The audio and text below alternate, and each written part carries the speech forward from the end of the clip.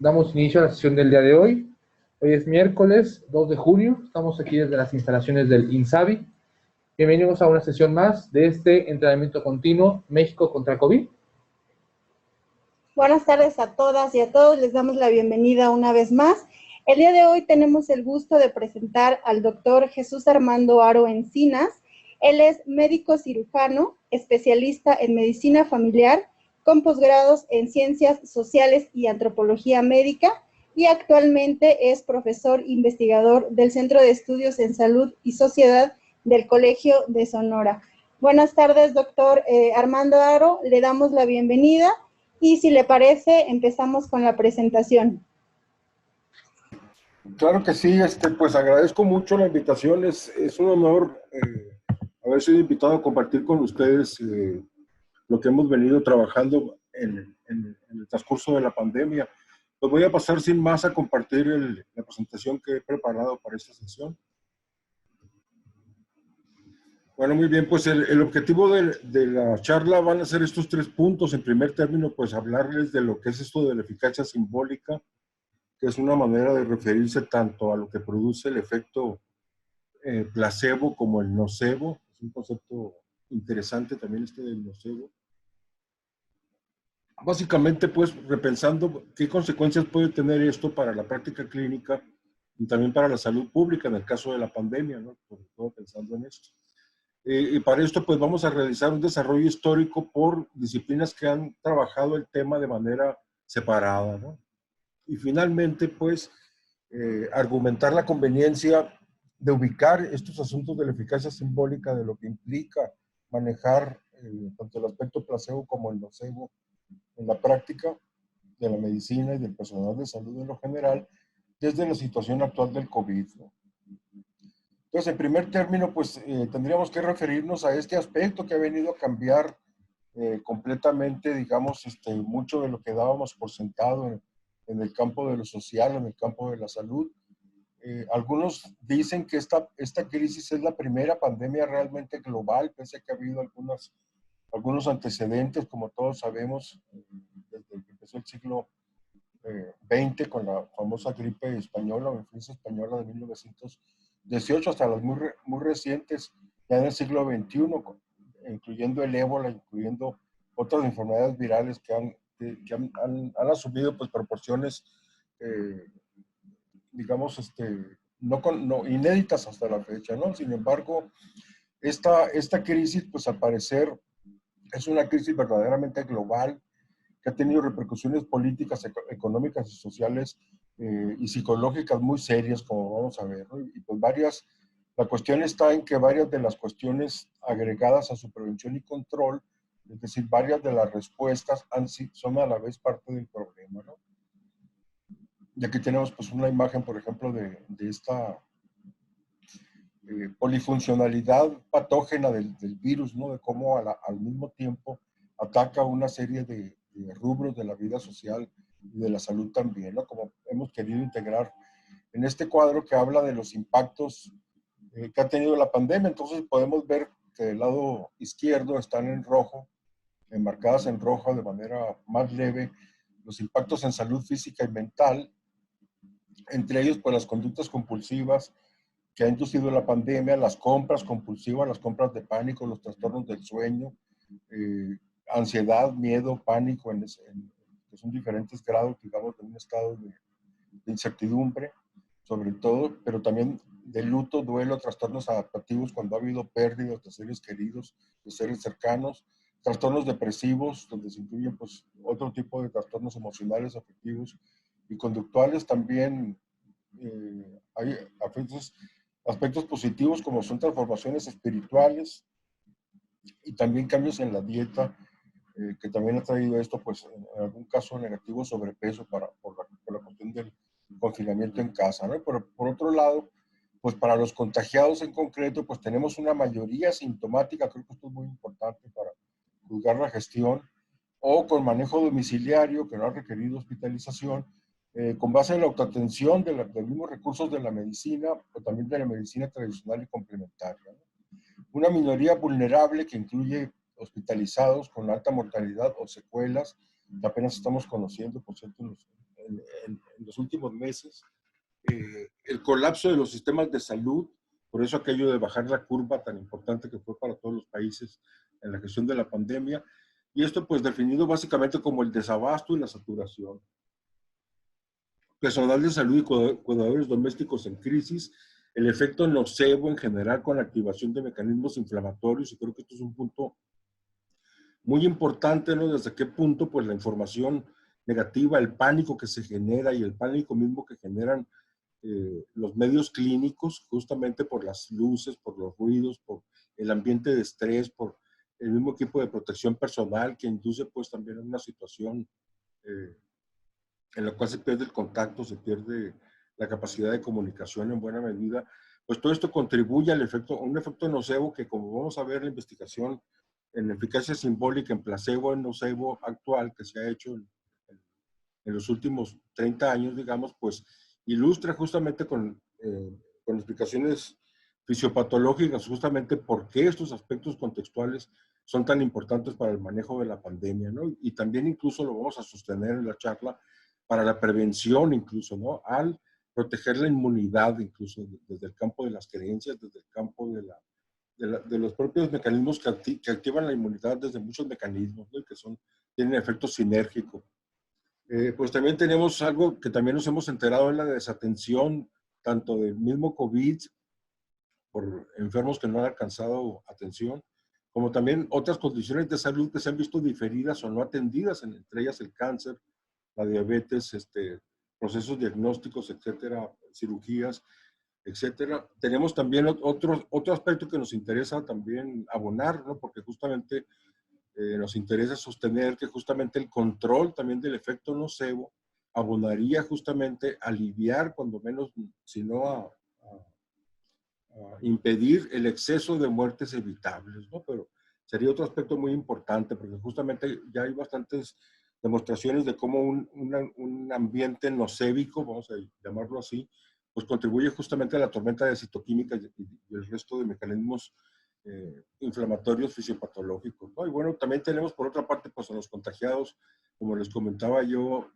pues también esto de las secuelas físicas y mentales, que algunas de ellas apenas nos estamos enterando, ¿no? De diabetes, por ejemplo, de nueva aparición, esquizofrenias o depresiones de nueva aparición, problemas de la memoria, etcétera. Bastante complejo, que no es el objetivo de la práctica, ¿no? Pero luego aparte, pues tenemos del lado derecho en azul, y por eso me paso a los impactos económicos, porque son de los que más nos hablan los medios, y no, pues no voy a leer lo que tiene en realidad la diapositiva, porque sería muy largo y sería quitarle tiempo, pero como podemos ver, pues existen también impactos sociopolíticos que tienen que ver con los derechos humanos, pero también con la politización de la gestión, del uso de la crisis pandémica justamente con fines políticos, una crisis de seguridad que también se relaciona con los impactos económicos por la pérdida de los empleos, por el aumento de la criminalidad, etcétera, el endeudamiento naturalmente, bueno, algunos otros aspectos ecológicos y socioculturales, pues que no quisiera abonar sobre ellos en este momento, ¿no? Pero obviamente algunos de ellos tienen que ver con estos efectos que también se suman a la cuestión de los nocebos, como es el aislamiento, la pérdida de cercanía con contactos, que tiene a la vez que ver con la depresión, con efectos en la salud mental, lo que es el incremento de lo virtual en general y todo lo que esto tiene de positivo y de negativo, la situación que induce el enmascaramiento social, y además con esto todas las incongruencias que existen con el uso de los cubrebocas, a los cuales me voy a referir posteriormente. La cuestión de la sobreinformación es muy importante en el efecto nocebo, todo lo de las fake news. Evidentemente, pues también la merma educativa, el aumento de la violencia, el estigma a los sospechosos, que también es parte muy importante del nocebo, la afección social que provoca las restricciones, tanto al transporte como también al ingreso, a los lugares, a la libertad de reunirse, etcétera, ¿no? Y bueno, pues otra serie de cambios culturales, algunos positivos, algunos negativos, algunos hablan pues de que ha aumentado el nivel de concientización ecológica y de cuidado de sí mismo, entre los positivos, por ejemplo. Y entre los negativos, pues, ya se ha comentado también la mayor virtualización de la vida social, vamos a decirlo así, ¿no? La pérdida contactos, etcétera, ¿no? Bueno, pues me quisiera referir primeramente a las bases conceptuales de lo que yo le voy a llamar eficacia simbólica, básicamente podríamos hacerlo sinónimo del término sugestión, ¿no? Sin embargo, pensaba yo ahora que preparaba la plática, que no es lo mismo porque sugestión en realidad se habla sobre todo de aquellos elementos que operan a través de la palabra. En cambio, el término eficacia simbólica es un concepto más amplio, por ejemplo, que se puede aplicar al poder curativo, por ejemplo, que puede tener no solamente el visitar un templo curativo, sino asistir a un santuario, ir a una peregrinación, sino el efecto mismo que tiene el hecho de que yo acudo a un hospital, ¿no? Lo que se conoce como beca científica, el hecho de que las instalaciones, la tecnología imperante, el profesionalismo que yo advierta, pues me hace ya de alguna manera entregar mi confianza y con esto yo ya activo vías neurofisiológicas, inmunológicas, endocrinológicas que van a apostar por mi curación, ¿no? Entonces esto es algo también que se ha comentado mucho, ¿no? Enfermos que se alivian solamente con ver al doctor, vamos a decirlo así. El efecto de la curación contextual. Entonces, bueno, pues estos aspectos en realidad se conocen desde los albores de la terapéutica, desde tiempos chamánicos, como vamos a ver.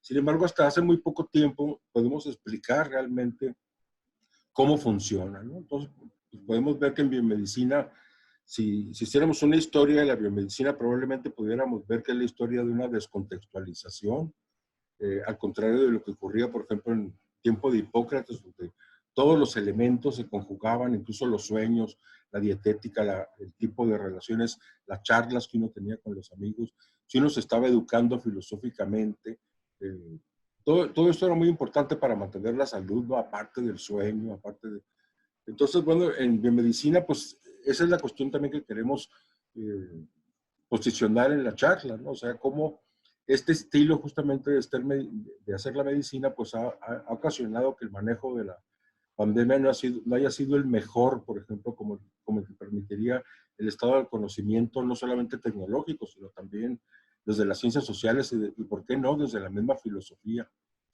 Entonces, bueno, pues cada vez se soslayan más la influencia de los factores contextuales, ¿no? Y justamente, pues el efecto placebo, el nocebo, tienen que ver con estos efectos contextuales y es parte de la propuesta de la charla, ¿no? Advertir la importancia que tienen estos aspectos. Entonces, algunas precisiones conceptuales, pues eficacia simbólica es el resultado de la acción de manipular las ideas de otra persona con objetivos supuestamente terapéuticos, puede ser benéfico o nocivo. Placebo es una sustancia o un procedimiento, es decir, no solamente es aquella sustancia, aquella pastillita, sino es cualquier procedimiento, puede ser un ritual, puede ser la misma psicoterapia, vamos a decirlo así, puede ser la curación con las manos, puede ser una limpia, puede ser muchas cosas, placebo, ¿no? Que es administrado de forma abierta u oculta, eso también nos llama la atención, lo que un placebo pueda servir cuando es administrado de manera abierta, pero justamente es lo que vamos a plantear porque justamente las investigaciones demuestran que también, aunque uno sepa que le están dando un placebo, no son los mismos los resultados que cuando a uno no le dan nada. O sea, las investigaciones también ven la diferencia entre esto, incluso cuando se le explica al paciente, es una pastilla inerte, pero las investigaciones que se han hecho al respecto pues han demostrado que incluso las pastillas inertes, cuando se toman con un régimen, y además tú no solamente vas a hacer esto, sino que también, aquí está mi teléfono para que me llames a cualquier hora, por ejemplo, si tienes algún problema. O sea, todas estas cosas cuentan, ¿no? Dentro de lo que es el efecto placebo. Entonces, se diferencia desde hace algún tiempo, mediados del siglo XX, el placebo de lo que es el efecto placebo, que entonces es el mecanismo de explicación de por qué ciertas sustancias inertes o procedimientos o rituales funcionan, ¿no? Y pues tiene que ver con resultados de investigación conseguidos justamente a través de la sugestión, curiosamente con o sin placebos, en el caso del efecto placebo. Y nocebo es lo contrario, también existe el efecto nocebo, también se distingue entre sustancia y procedimientos supuestamente inocuos. Por ejemplo, imagínense pues, enterarse que el 17% de los pacientes que toman un placebo en ensayos clínicos controlados hacen reacciones adversas a medicamentos, por ejemplo, ¿no? Y este es un efecto nocebo de un placebo. Le pongo un ejemplo nada más, ¿no? En cuanto a placebo, pues, vamos a llamarle a este principio del como sí, Es todo aquello que actúa como si algo estuviera presente o estuviera activo en ese momento, como si contuviera un principio activo específico, ¿no? Y esto, pues muchas veces puede ser también una fuerza espiritual, no tiene que ser necesariamente una pseudoaspirina, vamos a decirlo así, ¿no? O una pseudocirugía, como también se hace, o una pseudoacupuntura, como también se hace para simular el efecto placebo. Entonces, pues ya comentábamos, puede ser cualquiera de este tipo de cosas, hay algunas definiciones que todavía incluso, pues, a veces pareciera que están eh, con una necesidad de actualizarse, como el diccionario de la Real Académica, que atribuye el placebo solamente a la sustancia, pero no a los procedimientos, por ejemplo. Entonces, también hay que ver que en la conciencia popular, pues cuando hablamos, escuchamos la palabra placebo, básicamente estamos entendiendo ya una sustancia inerte o incluso una sustancia engañosa, algo que éticamente no es correcto, ¿no? Incluso. Entonces, bueno, el concepto de nocebo, en cambio, pues también viene un poquito más tarde, viene en los años 60, en el 61, con la publicación de un artículo de un médico inglés que acuña esto, que tiene que ver con la palabra de latín que viene, que significa haré daño o dañaré, justamente como una respuesta negativa inherente del paciente ante una sustancia inerte, ¿no? Posteriormente, pues Kissel y Barrucán, en el 64, hablan de que el concepto es para distinguir efectos negativos no específicos de una sustancia que no son atribuibles a una reacción adversa. Después Robert Hahn y Arthur Kleinman, uno de los antropólogos, el otro psiquiatra y antropólogo, proponen que ambas nociones, placebo y nocebo, deben de ser reconceptualizadas más allá de las sustancias o los medicamentos para incluir creencias que pueden curar o dañar, ¿no? Entonces aquí se está metiendo el campo justamente de lo inmaterial, ¿no? No son solamente las sustancias, sino son también las palabras, las creencias, las tradiciones, las costumbres, justamente lo que influye en los resultados también, ¿no? De un proceso terapéutico, ¿no? Y más reciente es esta noción de nocebo social, que son expectativas negativas compartidas por individuos, de los cuales pues, la sociología, la psicología social sobre todo, tienen mucho para enseñar, ¿no?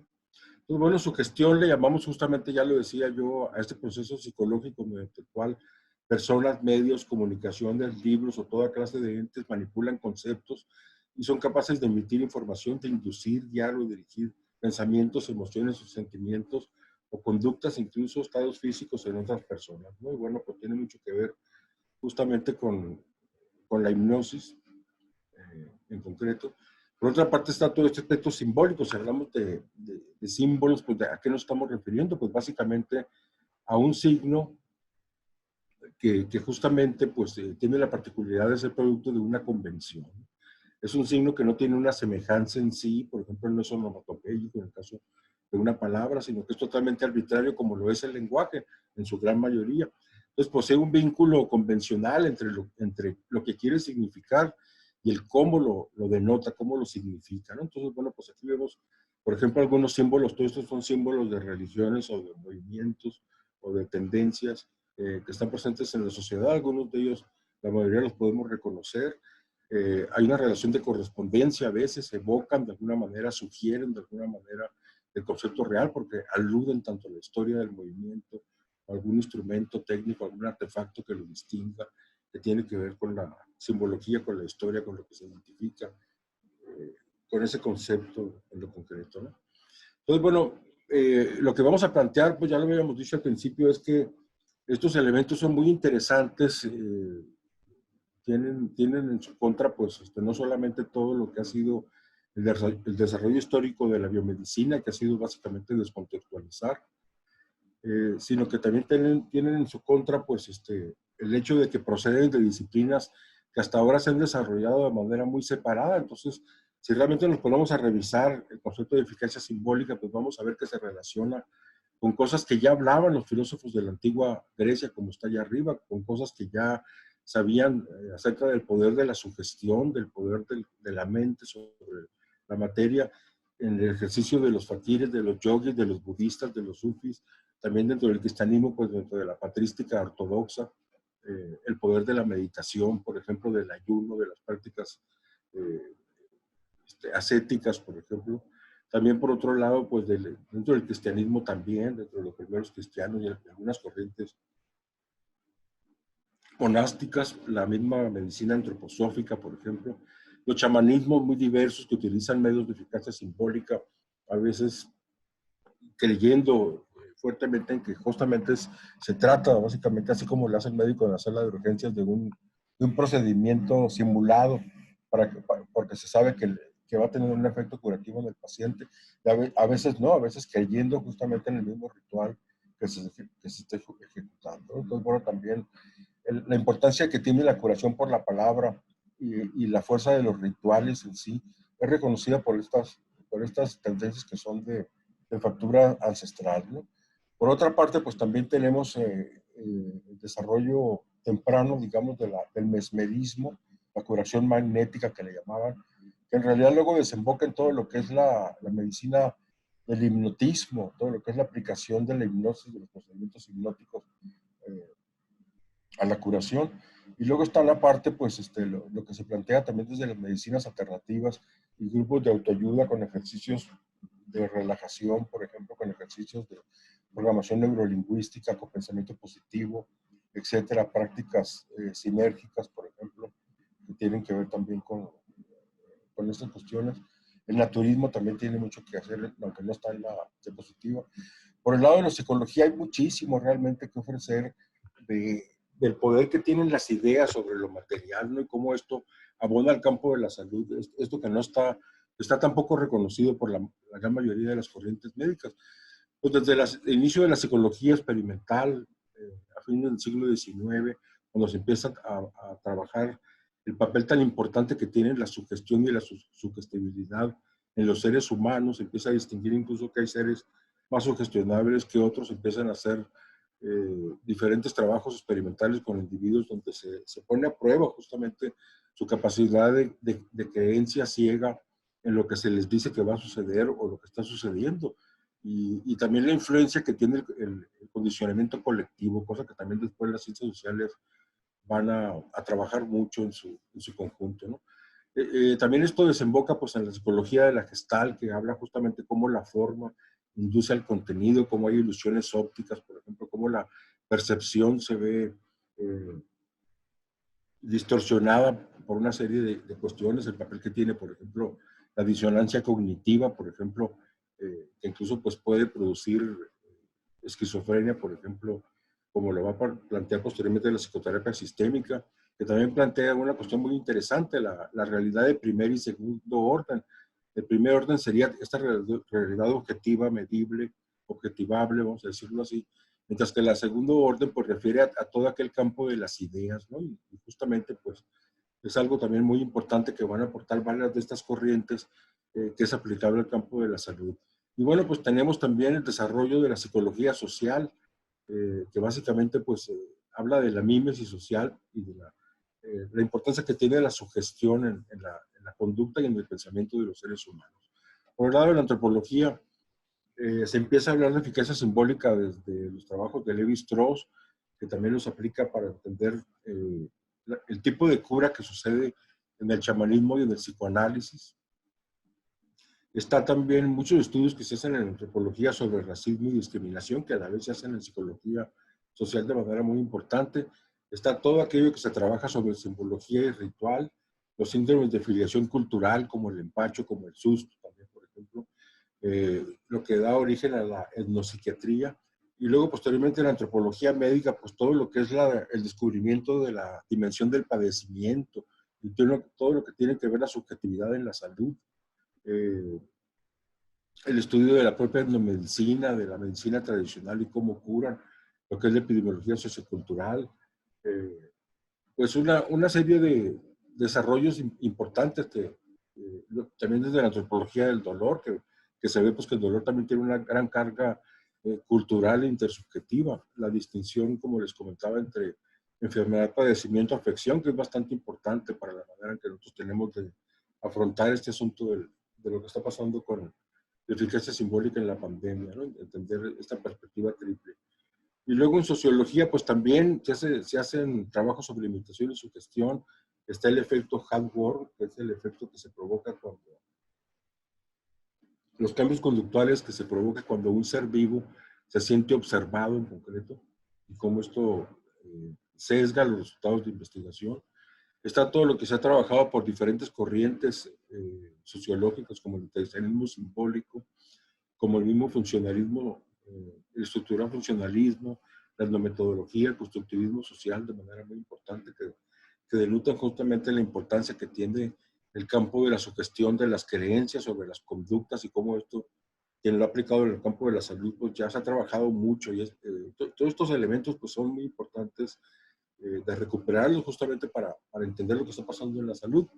Y también, por otra parte, pues estos aspectos se han trabajado desde las disciplinas asociadas a las ciencias de la salud, como básicamente como efectos placebo y nocebo. Entonces, desde estos campos están por una parte, pues en farmacología, todo lo que es la introducción del placebo, incluso pues normativa, regulatoria, para poder aprobar un medicamento en los estudios doble ciego que se tienen que llevar con placebo en ensayos clínicos controlados. Y luego está todos los trabajos en fisiología y en fisiopatología, desde los trabajos tempranos de Walter Kahn sobre la muerte por vudú, que es una interacción con la antropología, hasta la elaboración del concepto de homeostasis y todo lo que se ha avanzado, sobre todo a partir de la década de 1930, en investigación sobre lo que es catecolaminas, cortisol, sistema nervioso central y autonómico, lo que es la teoría del estrés. Inmunología, pues de manera muy interesante, los estudios de placebo con inmunosupresión son los que dan justamente inicio a lo que va a ser posteriormente el campo tan rico de la neuroinmunología, que ya lleva varias oleadas. También por otra parte, pues el extenso uso, poco recuperado ciertamente desde el punto de vista de la investigación, como ya les comentaba yo, de los placebos en la medicina clínica, que en cualquier aula de urgencias de cualquier hospital, pues se han utilizado, se utilizan placebos. Los usos de placebos anestésicos en cirugía, ya comentaba lo de ensayos clínicos controlados sobre medicamentos y también procedimientos, no solamente medicamentos, y en la evaluación incluso de medicinas alternativas y complementarias. Y por otra parte, pues lo que se ha basado en neurociencias con el descubrimiento pues, de los receptores endorfínicos y de otro tipo, que justamente pues tienen que ver con los efectos placebo y nocebo, todos los avances de conocimiento que ha permitido el desarrollo tan explosivo que ha tenido la neuroimagenología a lo largo del siglo XX y XXI, los enormes avances en genética que hacen ver incluso la variabilidad frente a por qué se responde positivo o negativamente ante estímulos que tienen que ver con la variabilidad genética, e incluso pues con el campo muy nuevo de la farmacogenómica. Y bueno, pues hablábamos ya que desde la antigüedad, ya lo hemos dicho varias veces, pues se conoce el efecto que tiene la sugestión sobre la salud. Eso lo sabe cualquier madre en el campo de su hogar, por ejemplo, conoce muy bien estos aspectos. Pues en las tradiciones antiguas, pues se reconoce la influencia de la relación entre quien cura y quien es curado, es decir, no solamente cura la medicina, la persona del curador, la influencia psicológica que el curador tiene sobre el paciente y en esto pues, hay muchas cosas actuales de la psicología, por ejemplo, que estudian cuestiones como la proxémica, es decir, qué tanto se aproxima el médico al paciente, todo lo que es el lenguaje no verbal, lo que es en sí la entonación de las palabras, es decir, todo esto pues no es solamente lo que se dice, sino el cómo se dice, el tono, el momento, lo que se calla incluso, ¿no? El contexto simbólico pues refiere a la parafernalia, pero también al momento en el que se dé el encuentro clínico, vamos a decirlo así. No olvidemos también que en caso de enfermedad, pues uno está particularmente vulnerable y la enfermedad se convierte en un episodio significativo, simbólicamente hablando. Y luego, pues, la eficacia de la ritualidad, que esto aparece, pues, en cualquier contexto terapéutico, porque hay rito en cualquier contexto terapéutico, ¿no? Desde el hecho de pedir la cita, llegar, ser pasado, la parafernalia que adorna el espacio clínico, todo esto, pues, tiene muchos efectos, y varios de estos efectos es lo que también poco sabemos, operan a algún nivel inconsciente, ¿no? Bueno, pues sucede incluso pues en la medicina familiar, desde luego en la medicina psicosomática, en las muy variadas formas de psicoterapia, en el cuerpo psicoanálisis y en el chamanismo, como lo habíamos comentado, ¿no? Bueno, pues no nos vamos a entretener mucho en esas cuestiones el chamanismo. Hablamos también de que los efectos de la sugestión pues ya están en el papiro de Evers, que son, es bastante antiguo, 3.000 años, ya tienen 3.000 años de antigüedad. Algunos autores de los que más estudian el efecto placebo, de hecho, comentan que toda la medicina de la antigüedad, cosa que yo pondría en tela de juicio, en realidad era puro efecto placebo, ¿no? Porque no tenían principios activos, pero en realidad pues usaban belladona, usaban cannabis, usaban fitoterapias que sabemos que son efectivas actualmente, ¿no? Bueno, está de la Ayurveda también, la cuestión de que las emociones tienen un relato muy estrecho con la enfermedad, con la salud. Está también en la antigua Grecia, donde, por ejemplo, aquí tenemos una cita muy interesante de Sócrates, donde habla que había una hoja que se tenía que administrar junto con un hechizo que se tenía que repetir verbalmente, porque si se daba sin este encanto, le llamaban el poder, la administración de la hoja no tenía ningún resultado, ¿no? Entonces, bueno, pues encontramos que las técnicas de sugestión y relajación se encontraban ya antes incluso de la medicina hipocrática, en las terapias de sueño, es decir, el enfermo iba y pues básicamente entraba en un espacio donde había una dieta cuidada, se estaba varios días, donde básicamente se pensaba que la curación iba a venir a partir del sueño, pero el enfermo estaba en reposo varios días, en un ambiente cuidado, con rituales, etcétera, ¿no? Y pues todo esto ya hacía un efecto de relajación, un poder curativo, por ejemplo, que se sabe actualmente por parte de quienes investigan la epidemiología de las relaciones entre religión y salud, este poder de lo ritual, ¿no? Y bueno, pues aparece también esta noción de que las emociones son importantes en la medicina hipocrática. También aparece la curación por la palabra, la curación verbal, la fuerza de la catarsis en la filosofía griega. Y podemos ver pues, que la filosofía no está divorciada de la labor terapéutica, sino que al contrario, la cultivación de la virtud va acompañada a la búsqueda de la salud de manera muy importante, ¿no? A lo que es ahora la búsqueda de la molécula del medicamento. Bueno, pues hay algunos elementos muy importantes en la práctica hipocrática, como es el primero, no dañar, es atacar la causa del daño y no solamente el síntoma, no olvidar el todo, concebir la ayuda médica como un apoyo para la autoayuda, individualizar el tratamiento. Hipócrates decía, no existen enfermedades sino enfermos, entonces básicamente se trataba de entender al enfermo en su contexto. Y sobre todo, pues había la tendencia natural a la curación, en la historia natural de las enfermedades, que básicamente era lo que se trataba de alinear a través del kairos, la oportunidad terapéutica, ¿no? Y bueno, pues tenemos que, ¿de dónde viene la palabra placebo? Es interesante comentarlo porque viene de un equívoco, justamente de que viene de traducir del hebreo al latín la palabra caminar por complacer. Entonces, cuando al parecer San Jerónimo lo hace en el siglo IV, San Jerónimo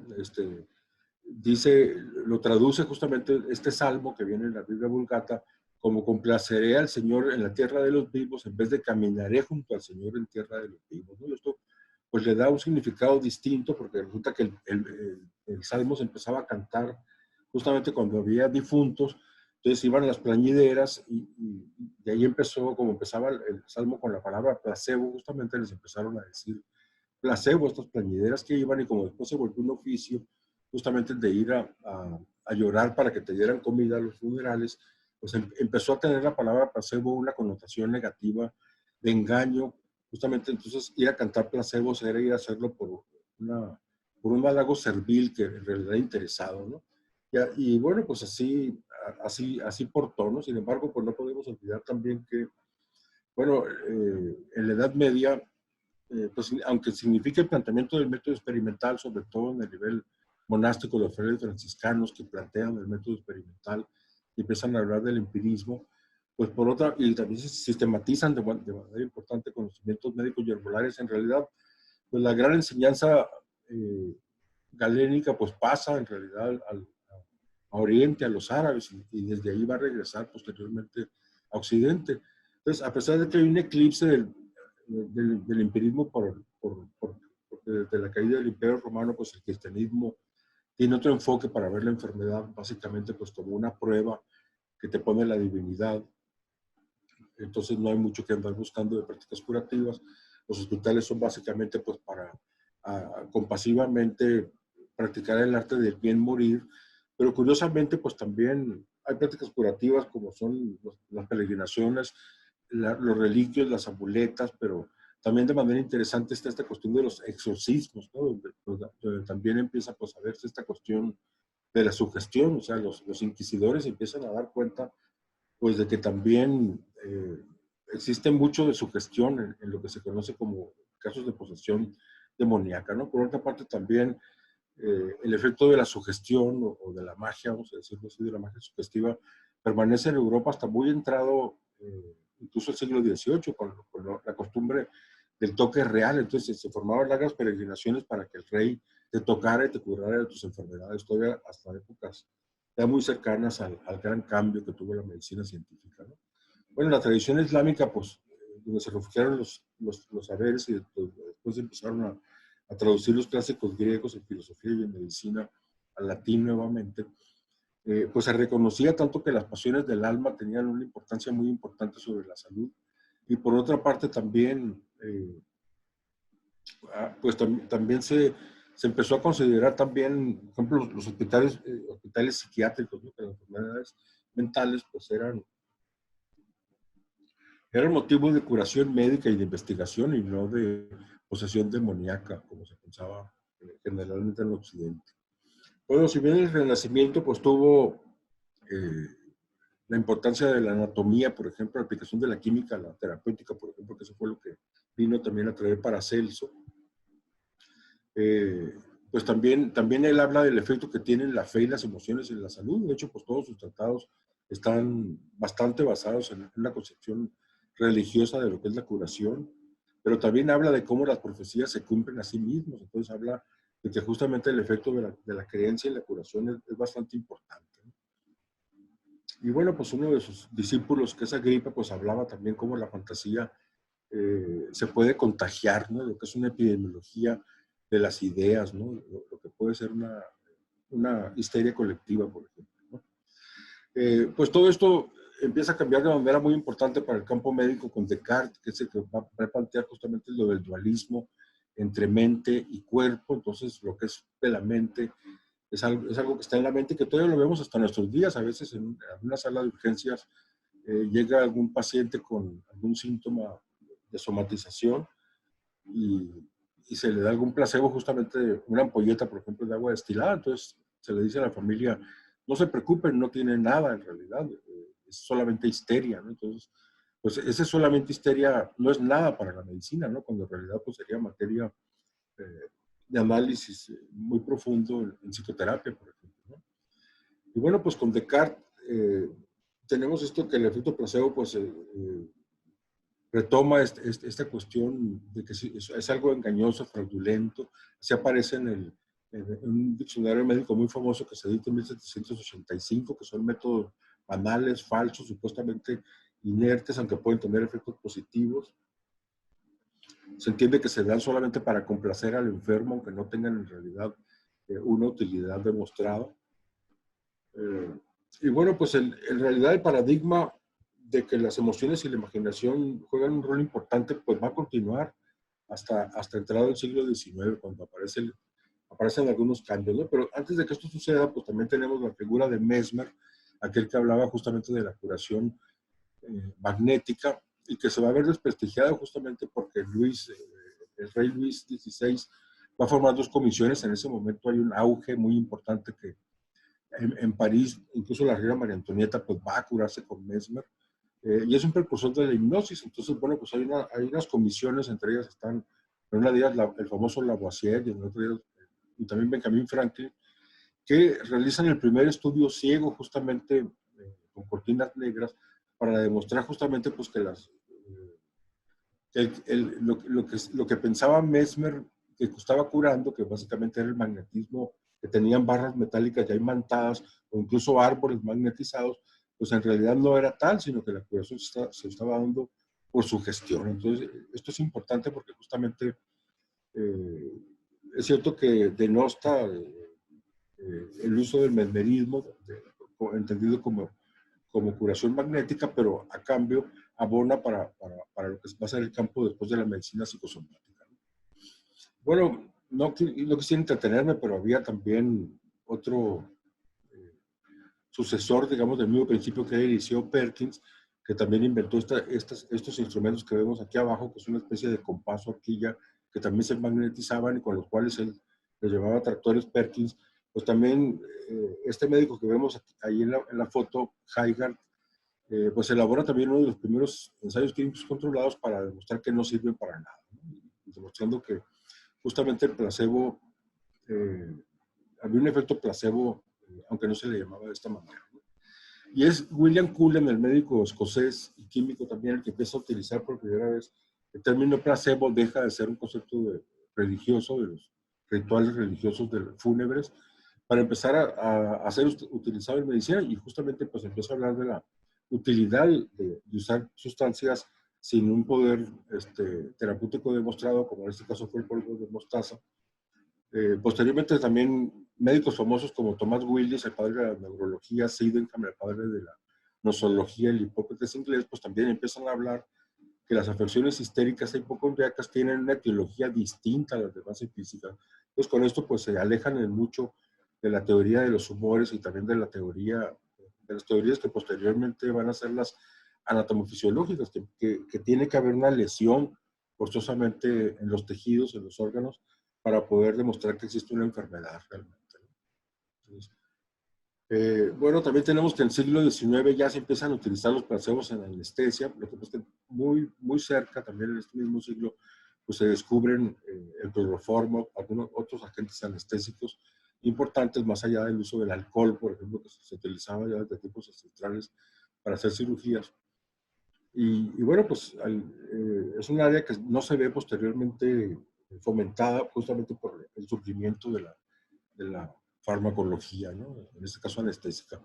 Un antecedente importante es un cirujano y oftalmólogo que no creía en estas cosas, que era James Braid, y que se peleó mucho con charlatanes, pero que posteriormente pues, empezó a estudiar este aspecto bajo perspectivas científicas y a darse cuenta pues de que había elementos rescatables realmente de lo que es el efecto, de lo que la hipnosis pudiera lograr en la curación de las enfermedades.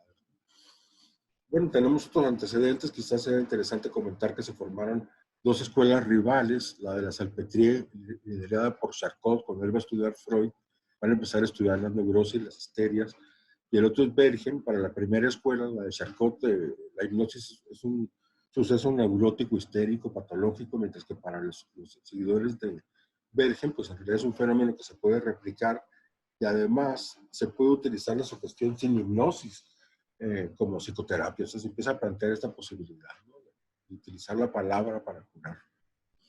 Y bueno, pues vamos a ver algunos avances de la psicología, empezando por el surgimiento de la psicología social con Tarde y con otro señor Rasso, ¿no?, que hablan de la importancia que tiene la sugestión de la imitación, cosa que también va a retomar Wundt, el fundador de la psicología experimental.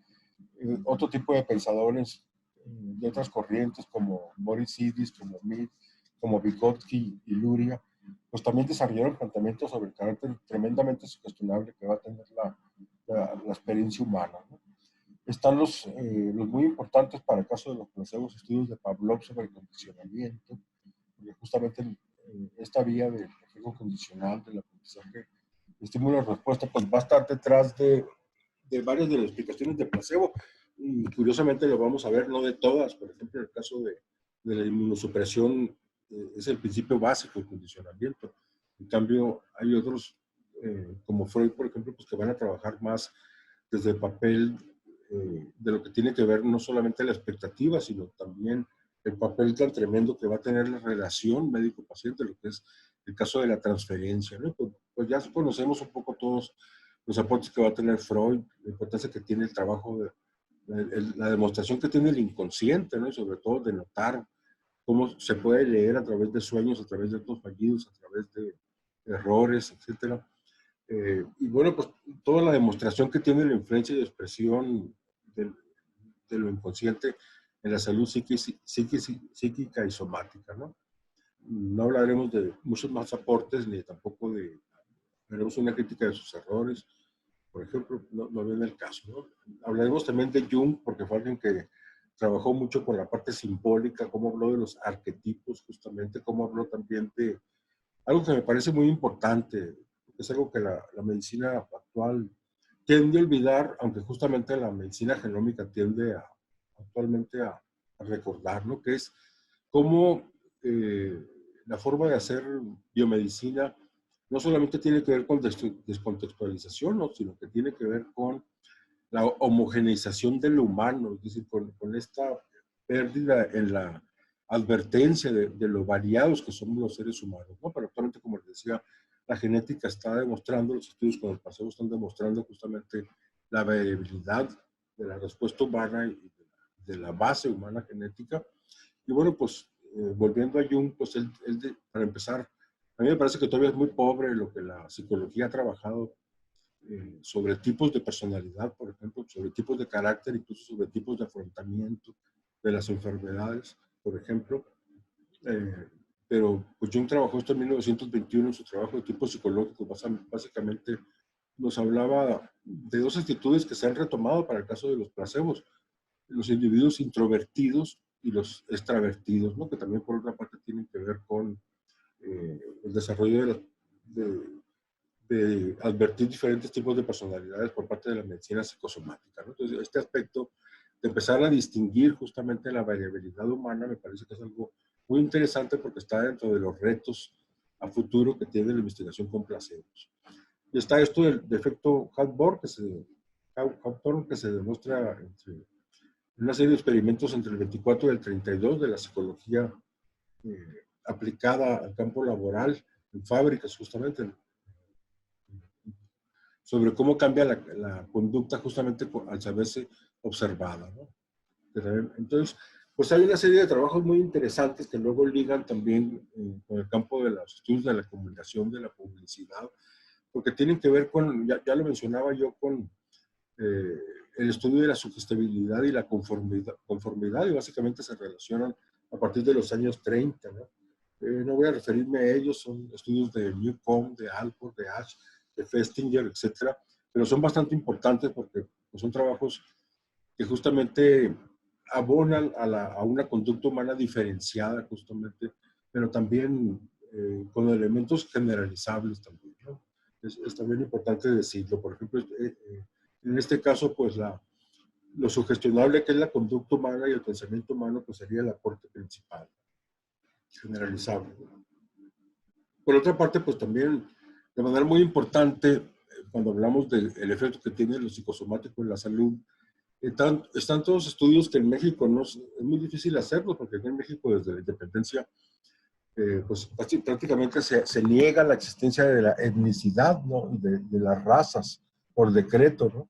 Entonces ahí dice, todos los cirujanos somos iguales ante la ley. Entonces, si no fuera porque hay países como Nueva Zelanda, Brasil, Estados Unidos, Inglaterra, etcétera, que tanto el registro civil como los registros clínicos eh, atribuyen una etnicidad o una raza a los pacientes, pues no sabríamos justamente el efecto que tiene ni las desigualdades, por una parte en salud, que son tan importantes realmente, y esto lo estamos viendo que nos trabajamos con pueblos indígenas en México, es mi caso, de los pocos estudios que hay que sacar y de las encuestas, por ejemplo, o de los estudios específicos, pero no hay estadísticas generales justamente porque no hay la notificación del dato etnográfico, etnológico.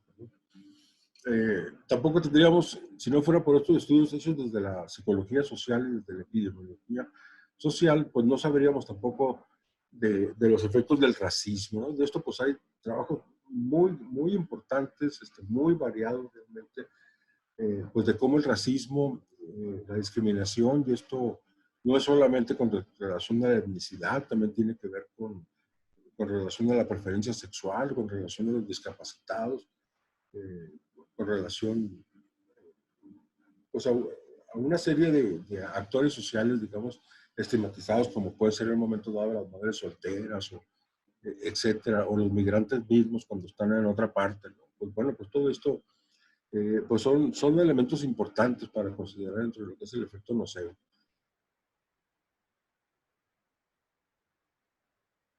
Creo que me también esto. Están los trabajos iniciales del fundador de la sociología, que es Durkheim, su teoría del ritual, la influencia que tienen los factores psicosociales. Del hecho, él hablaba que los hechos sociales eran aquellos que eran coercitivos. O sea, justamente los hago pues, porque me veo obligado a ellos. Pero él también habla de representaciones sociales, de cómo lo social moldea las patologías individuales. Y esto es muy importante porque justamente pues, la psique, lo que consideramos que es subjetivo, que es individual, pues en realidad es intersubjetivo, es producto sociocultural, es producto de una cultura, pero también de un haz de relaciones sociales, donde está la clase, el género, el racismo, etcétera, ¿no? Y bueno, pues no, tampoco me voy a referir mucho a estos autores que desde la sociología han trabajado de manera tan importante que tiene la mímesis en la formación del yo. Y por otra parte, Goffman, el que está en medio, los estudios tan importantes para demostrar el papel que tiene el estigma sobre la enfermedad, ¿no? O sea, el hecho de verse señalado en concreto, ¿no? Y también, pues, algo que tendríamos que abonar mucho para hablar de placebo y de nocebo, es cómo los seres humanos captamos de manera muy importante no solamente estos aspectos de la comunicación verbal, como es el tono, como es lo que se está hablando, lo que es quién le habla a quién, en qué momento, sino los aspectos que tienen que ver con la gestualidad, ¿no? Con la proximidad, con eh, los, el sostener o no la mirada, etcétera, ¿no?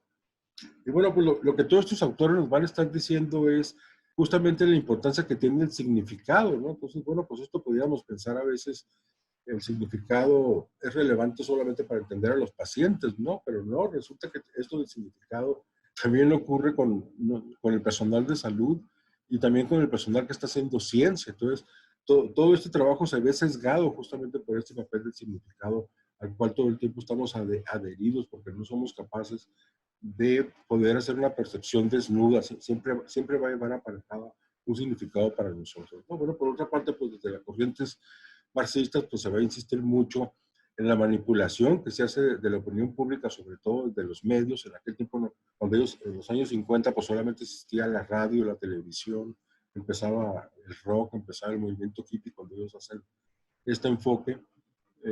Y bueno, pues luego quiero ir un poco más rápido para hablar de la importancia de los enfoques antropológicos. Este trabajo de Oriol Romaní, que fue maestro, por cierto, y Ismael Apudo, un uruguayo, publicado en la revista Antropología y Medicina apenas el año antepasado,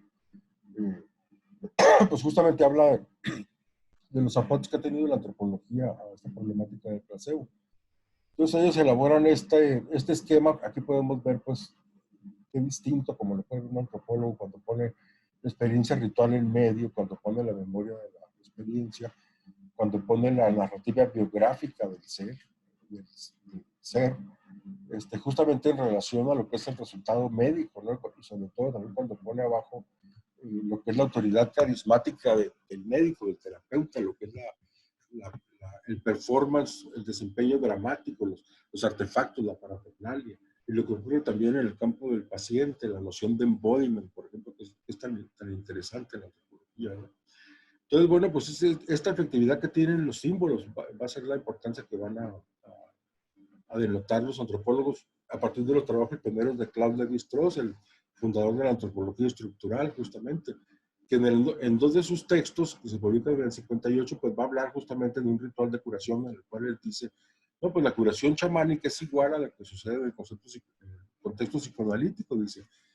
Tiene que ver, pues, con lo que él le va a llamar eficacia simbólica, dice, tiene que ver con que hay todo un procedimiento ritual en el cual se comparten símbolos, se comparten narraciones, hay cantos de parte del ritual, de parte del terapeuta, pues hay una escucha que desemboca en una catarsis por parte del paciente, hay una abreacción que dice él, es el campo de la comprensión que se da en el psicoanálisis a través de la interpretación que conjuntamente hacen el analizado y el analista.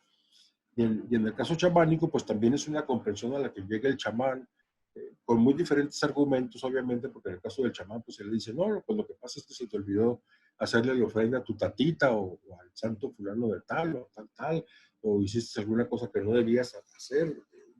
Y bueno, pues eso te está trayendo la enfermedad, ¿no? Y que se hace muy interesante de notar, pues, que estos aspectos no necesariamente ocurren de manera alternativa a una explicación biofísica, ¿no? Sino que puede ser una explicación agregada a la explicación biofísica, por ejemplo, como lo vemos en los primeros trabajos también con los NUER de Evan Pitcher, ¿no? Por ejemplo, ¿no? Y como que hemos trabajado con pueblos indígenas nos damos cuenta, ¿no? O sea, el hecho, pues, de que tengas una causa física evidente de enfermedad, como que te haya mordido un perro, pues no quiere decir que no te hayan echado la sal, vamos a decirlo así, ¿no? O que no te haya pasado eso en relación a alguna falta, alguna cuestión no atendida.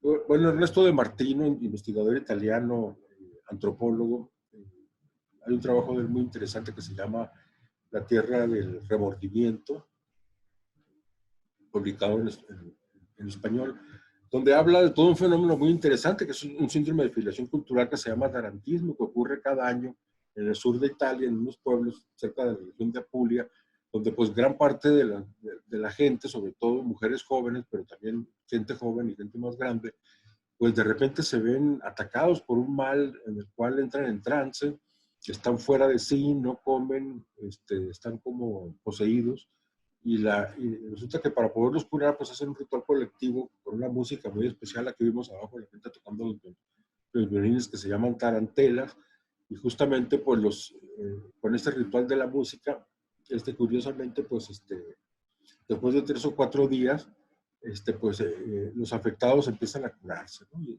pues todo esto, se supone que en realidad pasó esto, según la gente del pueblo, porque les pica una araña, pero en realidad todo el trabajo que hace Ernesto de Martín, un equipo interdisciplinario donde mete de todo, musicólogos, neurólogos, psicólogos, antropólogos, etcétera, incluso entomólogos, pues se dan cuenta que en realidad el cuadro clínico no es el del acrodentismo, que sería el cuadro clínico de la mordedura del supuesto arácnido, ¿no? Sino que en realidad, pues, y que tampoco es un cuadro psicótico claro para los términos de la psiquiatría clásica occidental. Entonces, hay una manera cultural, local, digamos, de expresar pues una serie de angustias, una serie de frustraciones, y que esta manera de hacerlo colectivamente compartida, pues es justamente el tarantismo, ¿no? Entonces, bueno, pues es un trabajo muy interesante que abona dentro de que los antropólogos han hecho con respecto. Y es Víctor Turner, antropólogo escocés, pues el que trabaja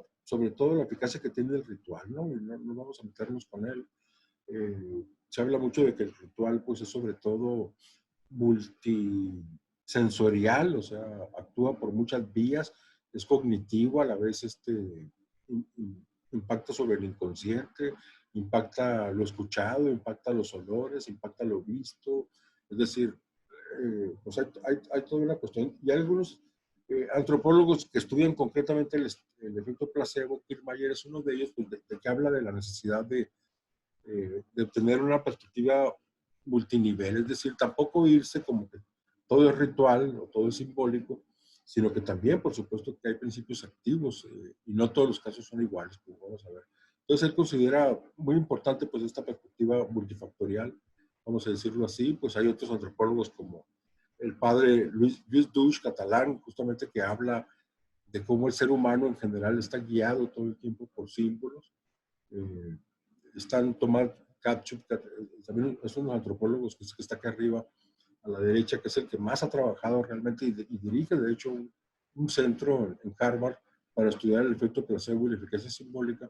Y está Tomás Ordaz, que es el que trabaja este asunto del embodiment, ¿no? Que es bastante interesante porque justamente son perspectivas que pues están intentando romper con esta dicotomía mente-cuerpo y ver cómo hay una integración justamente entre lo celular, lo bioquímico, lo orgánico y lo mental también, ¿no? Y lo social a la vez, ¿no? Entonces, bueno, pues ya habíamos visto cómo este concepto de illness, ¿no? Que trabaja en la antropología médica, que trabaja a cómo un padecimiento es sentido por el paciente y no necesariamente aceptado esto por la medicina. Un ejemplo son los síndromes de privación cultural, que te dicen, pues, no, lo tuyo no es empacho, ni es nada de lo que tú me dices, ni existe eso, ni es brujería, ni es tiricia, ni es claxol, ni es en fin, hay miles de síndromes de infección cultural que justamente caerían dentro de lo que es el padecimiento, pero que no es reconocido por la medicina como enfermedad, ¿no? Y bueno, pues una cuestión interesante también son los aportes que tiene este señor Kleinman, que es antropólogo y psiquiatra.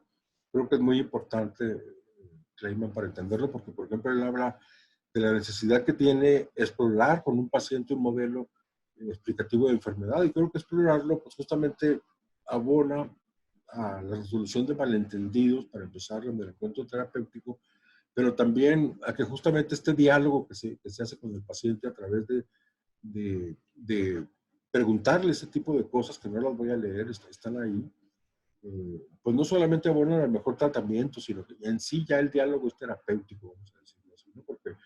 Porque justamente se encamina por el lado de la catarsis, se encamina por el lado de que entonces uno pueda corregir con el paciente, puede uno sugestionarlo y decirle, no, pues esa causa, por ejemplo, es una causa culpable, ¿no?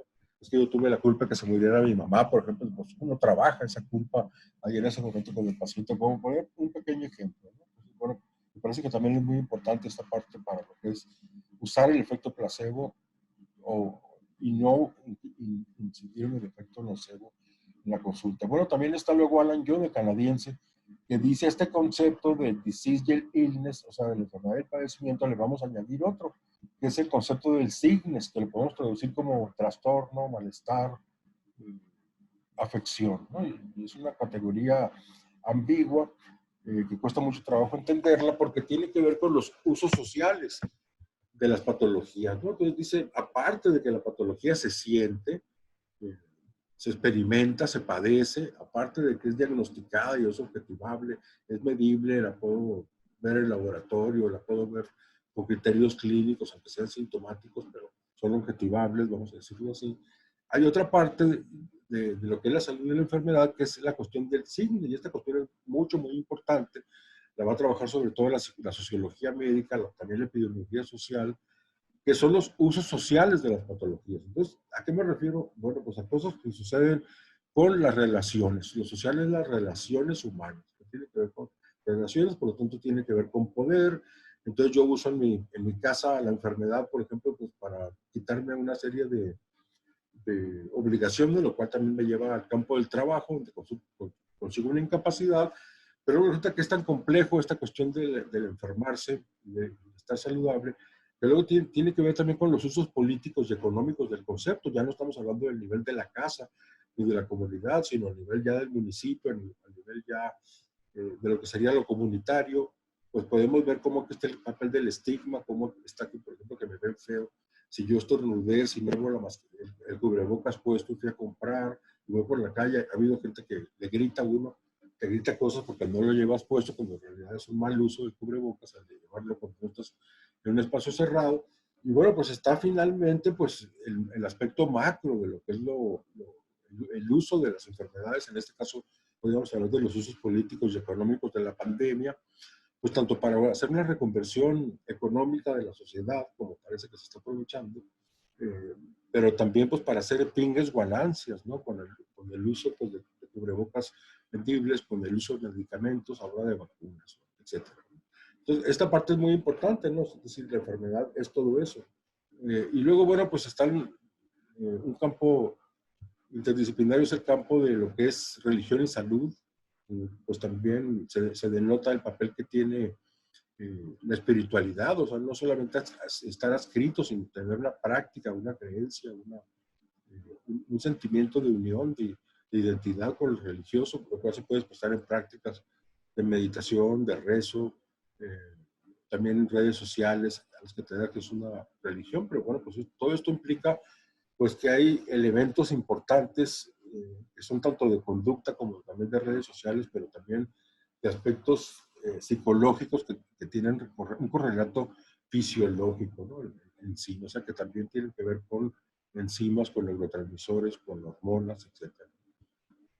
Y bueno, pues hay muchos estudios, no tenemos tiempo de hablar del tema, pero me parece que también es muy importante lo que han abonado a lo que es el aspecto placebo y nocebo. Y bueno, pues después tenemos los aspectos en ciencias de la salud, pues desde los primeros ensayos hechos en el siglo XIX, a mitad del siglo XIX, con homeopatía, posteriormente también con el uso básicamente clínico en Estados Unidos, con Austin Flint, por ejemplo. Entonces, bueno, pues dándose cuenta pues de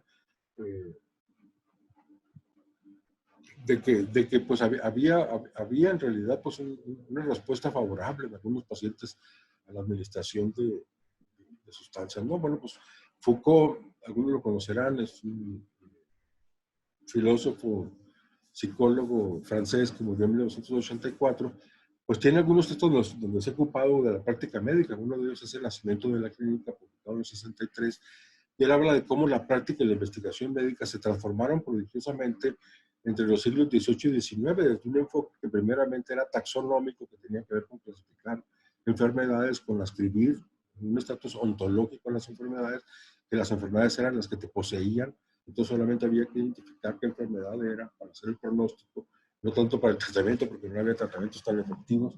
Hacia el método anatomoclínico, pues basado inicialmente en las autopsias, pero posteriormente pues, fomentado con el microscopio y con todo lo que va a ser la medicina de laboratorio, ¿no?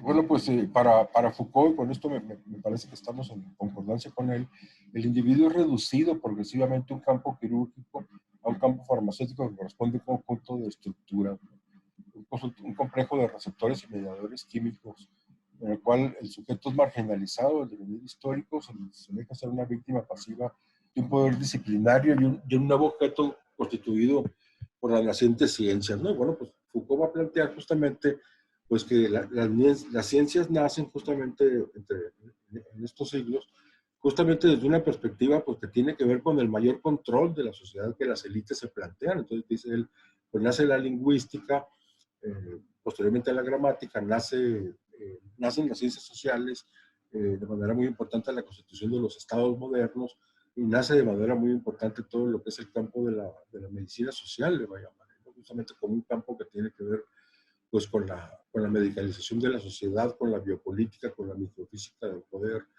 que posteriormente en sus últimos años pues, él va a emplear para analizar el poder de la percepción consumista y de los mecanismos que tiene el poder económico y político, el neoliberalismo tardocapitalista.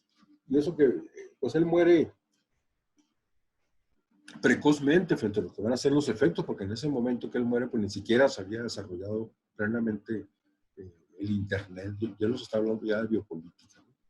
Pero sin embargo, lo que él no, si bien me parece muy, muy claro su diagnóstico de que la medicina actual reduce al individuo y aparentemente, pues a pesar de que lo resocializa con la medicina social, en realidad le quita todo lo que tiene de social para volverle un órgano, para volverle un tejido, una célula enferma.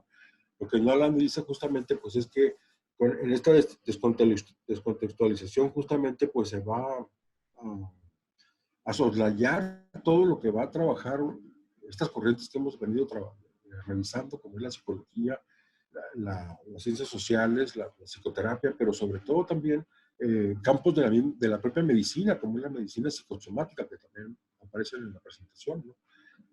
Y pues básicamente, pues también esta fragmentación tecnificada y mercantilizada, que no la podemos dejar por fuera, ¿no? Es decir, no podemos olvidar que la mercantilización nace junto con el mismo campo de profesionalización de la medicina, ¿no? O sea, no existe una ciencia objetiva, neutral, con respecto a lo que ha sido el desarrollo económico de la sociedad, ¿no? Bueno, pues, pues, si bien se desplaza, pues, la medicina de la cama, primeramente hacia el hospital, después esto sucede hacia el laboratorio, o sea, lo que va a ser básicamente, pues, las directrices van a nacer ya de una práctica biomédica fundamentada en el laboratorio, no ya en los consultorios, ni mucho menos en los hospitales, ni mucho menos ya en los hogares, ¿no? El saber de los médicos clínicos, de las enfermeras, del personal de salud, de los trabajadores sociales y de toda esta gente que en el siglo XX va a empezar a trabajar en el campo de la salud, como ya lo vimos, pues va a ser continuamente soslayado y cuando mucho tolerado o cuando mucho consultado, ¿no? Sin embargo, pues como ya se ve en esta diapositiva, pues siempre va a haber una corriente de medicina humanística, de medicina filosófica, de medicina integral, vamos a decirlo así, pues que va a estar presente, siempre desarrollándose de una manera marginal, vamos a decirlo así, ¿no? Y está justamente en lo que va a dar origen posteriormente a la medicina psicosomática, pero nos vamos a ir rápido, ¿no? Y bueno, pues también tenemos algunos referentes, ¿no? Por ejemplo, como Richard Cabot hablaba, un médico, como a comienzos del siglo XX, pues él hablaba de cómo ya, él dice cómo en realidad pese a que los placebos eran considerados como recursos de merolicos y de charlatanes, pues no había nadie que no lo utilizara sobre un paciente, ¿no? O sea, esta ambigüedad que la medicina va a tener con respecto a lo del placebo.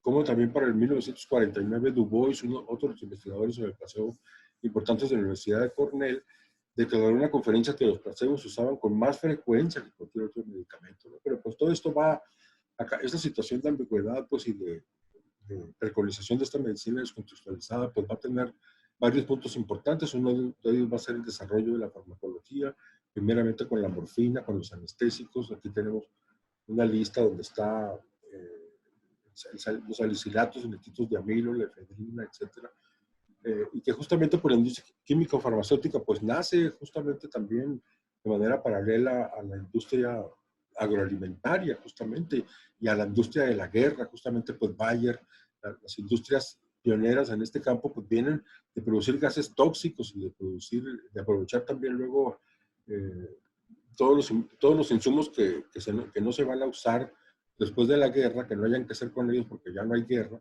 pues se van a llevar justamente el nitrógeno al campo de la agricultura, ¿no? Pues todo esto pues va a tener muchos efectos en la salud.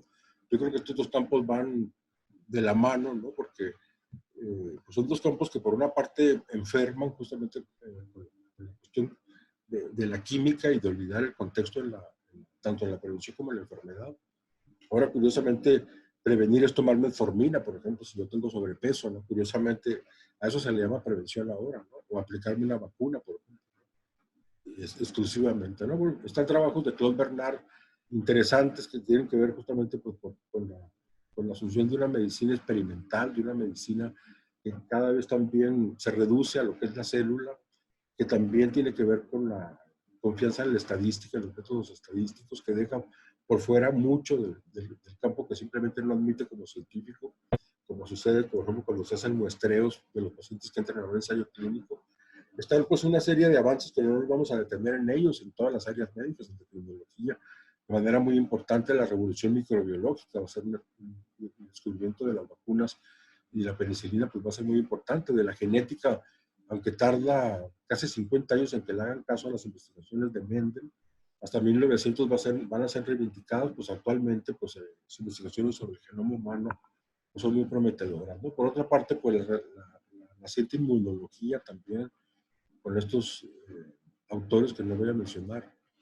Pero, y todo esto, pues, cómo va a tener una relevancia muy importante en lo que Abraham Fleckner va a reportar en 1910 en este estudio ultra famoso que es el informe Fleckner, como se le conoce, y cómo esto pues va a llevar justamente hacia un tipo de educación médica primeramente y después hacia un tipo de medicina donde la Fundación Rockefeller y otras van a tener que ver con el tipo de medicina que se exporta hacia América Latina, hacia Asia y hacia África sobre todo, pero también hacia Europa, que tiene que ver con esta medicina pues que conviene a los intereses de la industria químico-farmacéutica. Entonces, por esto, todo esto que no sea patentable, y aquí estamos hablando de psicoterapias, estamos hablando de quiropraxias como masajes, estamos hablando de medicinas tradicionales, de fitoterapias, como no son patentables, pues sencillamente no interesa, ¿no? Como tampoco es estudiar la salutogénesis, por ejemplo, en la inmunidad, lo que mejora la inmunidad, sino descubrir en realidad pues, medicamentos para una humanidad que cada vez la industria agroquímica y el efecto nocebo se encargan de empeorar, ¿no? Vamos a decirlo así, ¿no? Y bueno, pues se efectúan algunos estudios con placebo pese a todo esto. Desde principios del siglo XX no lo vamos a revisar realmente. La hegemonía del positivismo, pues es un poco repetir lo que ya he comentado, pues hay los hallazgos, los avances, por ejemplo, por una parte de la psicología, como pueden ser, por una parte los de Rochard con sus psicodiagnósticos, o de Anne Klein con el psicoanálisis infantil, o de Kafka con el nacimiento de la Gestalt, de toda esta importancia. pues en realidad se ven sobrepasados por los avances justamente que ocurren en el campo de la biomedicina, en el entendimiento del cuerpo como máquina, ¿no? Como molécula. Y bueno, pues ya aquí vemos que continúa esta tendencia, se va a hacer muy importante con el descubrimiento de la penicilina y de las sulfas a partir de 1928, pero en general, pues con el desarrollo de todas estas áreas, como ya hemos comentado, ¿no? Las áreas biomédicas de conocimiento. Bueno, en los 30 también se llevan a cabo, se empiezan a hacer ya de manera más consistente los estudios doble ciego, los estudios clínicos controlados. Se empiezan a hacer trabajos distintos donde se empiezan a ver que los placebos pues, realmente explican en una muy buena parte de lo que es la eficacia terapéutica en general, de los propios medicamentos. Y esto es algo también que algunos autores nos van a decir que se nos oculta muy comúnmente, justamente, no se publican este tipo de hallazgos. Empiezan también a darse cuenta en estas décadas de que en el caso del efecto placebo, en el caso del tratamiento del dolor y también en el caso de la inducción del dolor, hay diferencias entre pacientes, ¿no? O sea, no en todo el mundo actúa igual, ¿no? Entonces, a mí me parece interesante esta cuestión. Bueno, también aquí Harry Gold y sus colaboradores empiezan a dar cuenta también de la importancia que los estudios sean doble ciego y no solamente simple ciego, es decir, quien prescribe tampoco debe saber lo que está prescribiendo, entonces pues, se va avanzando. De manera muy importante es los hallazgos que tiene Hans Seiler con respecto a lo que va a ser el síndrome de adaptación general, todo lo que es el estrés, entonces cómo el estrés justamente pues va a ser un elemento que justamente pues a partir de las interpretaciones de la percepción de peligro, pues justamente va a actuar de una manera en que va a causar pues grandes problemas a partir de la secreción de cortisol y catecolaminas que van a desembocar incluso pues en la atrofia de los órganos endocrinos y también en ulceraciones gástricas, ¿no? Por ejemplo. Y bueno, la Segunda Guerra Mundial pues va a tener mucho que ver con esto que hemos venido trabajando, pero sobre todo con lo que va a ser el proceso de medicalización y farmacologización del campo de la salud. Pues seguimos teniendo mayores avances con respecto a lo biomédico. Tenemos de manera muy importante, ya habíamos hablado de Walter Cannon, como él denota primeramente esta cuestión, esta cuestión del concepto lucha-huida, empieza a hablar de la respuesta adaptativa al estrés, empieza a hablar también del efecto que tiene las muertes por vudú, es decir, el hecho de cómo un hechizo, una brujería te puede llegar a matar. Curiosamente, pues es este fisiólogo el que primero se da cuenta de esto.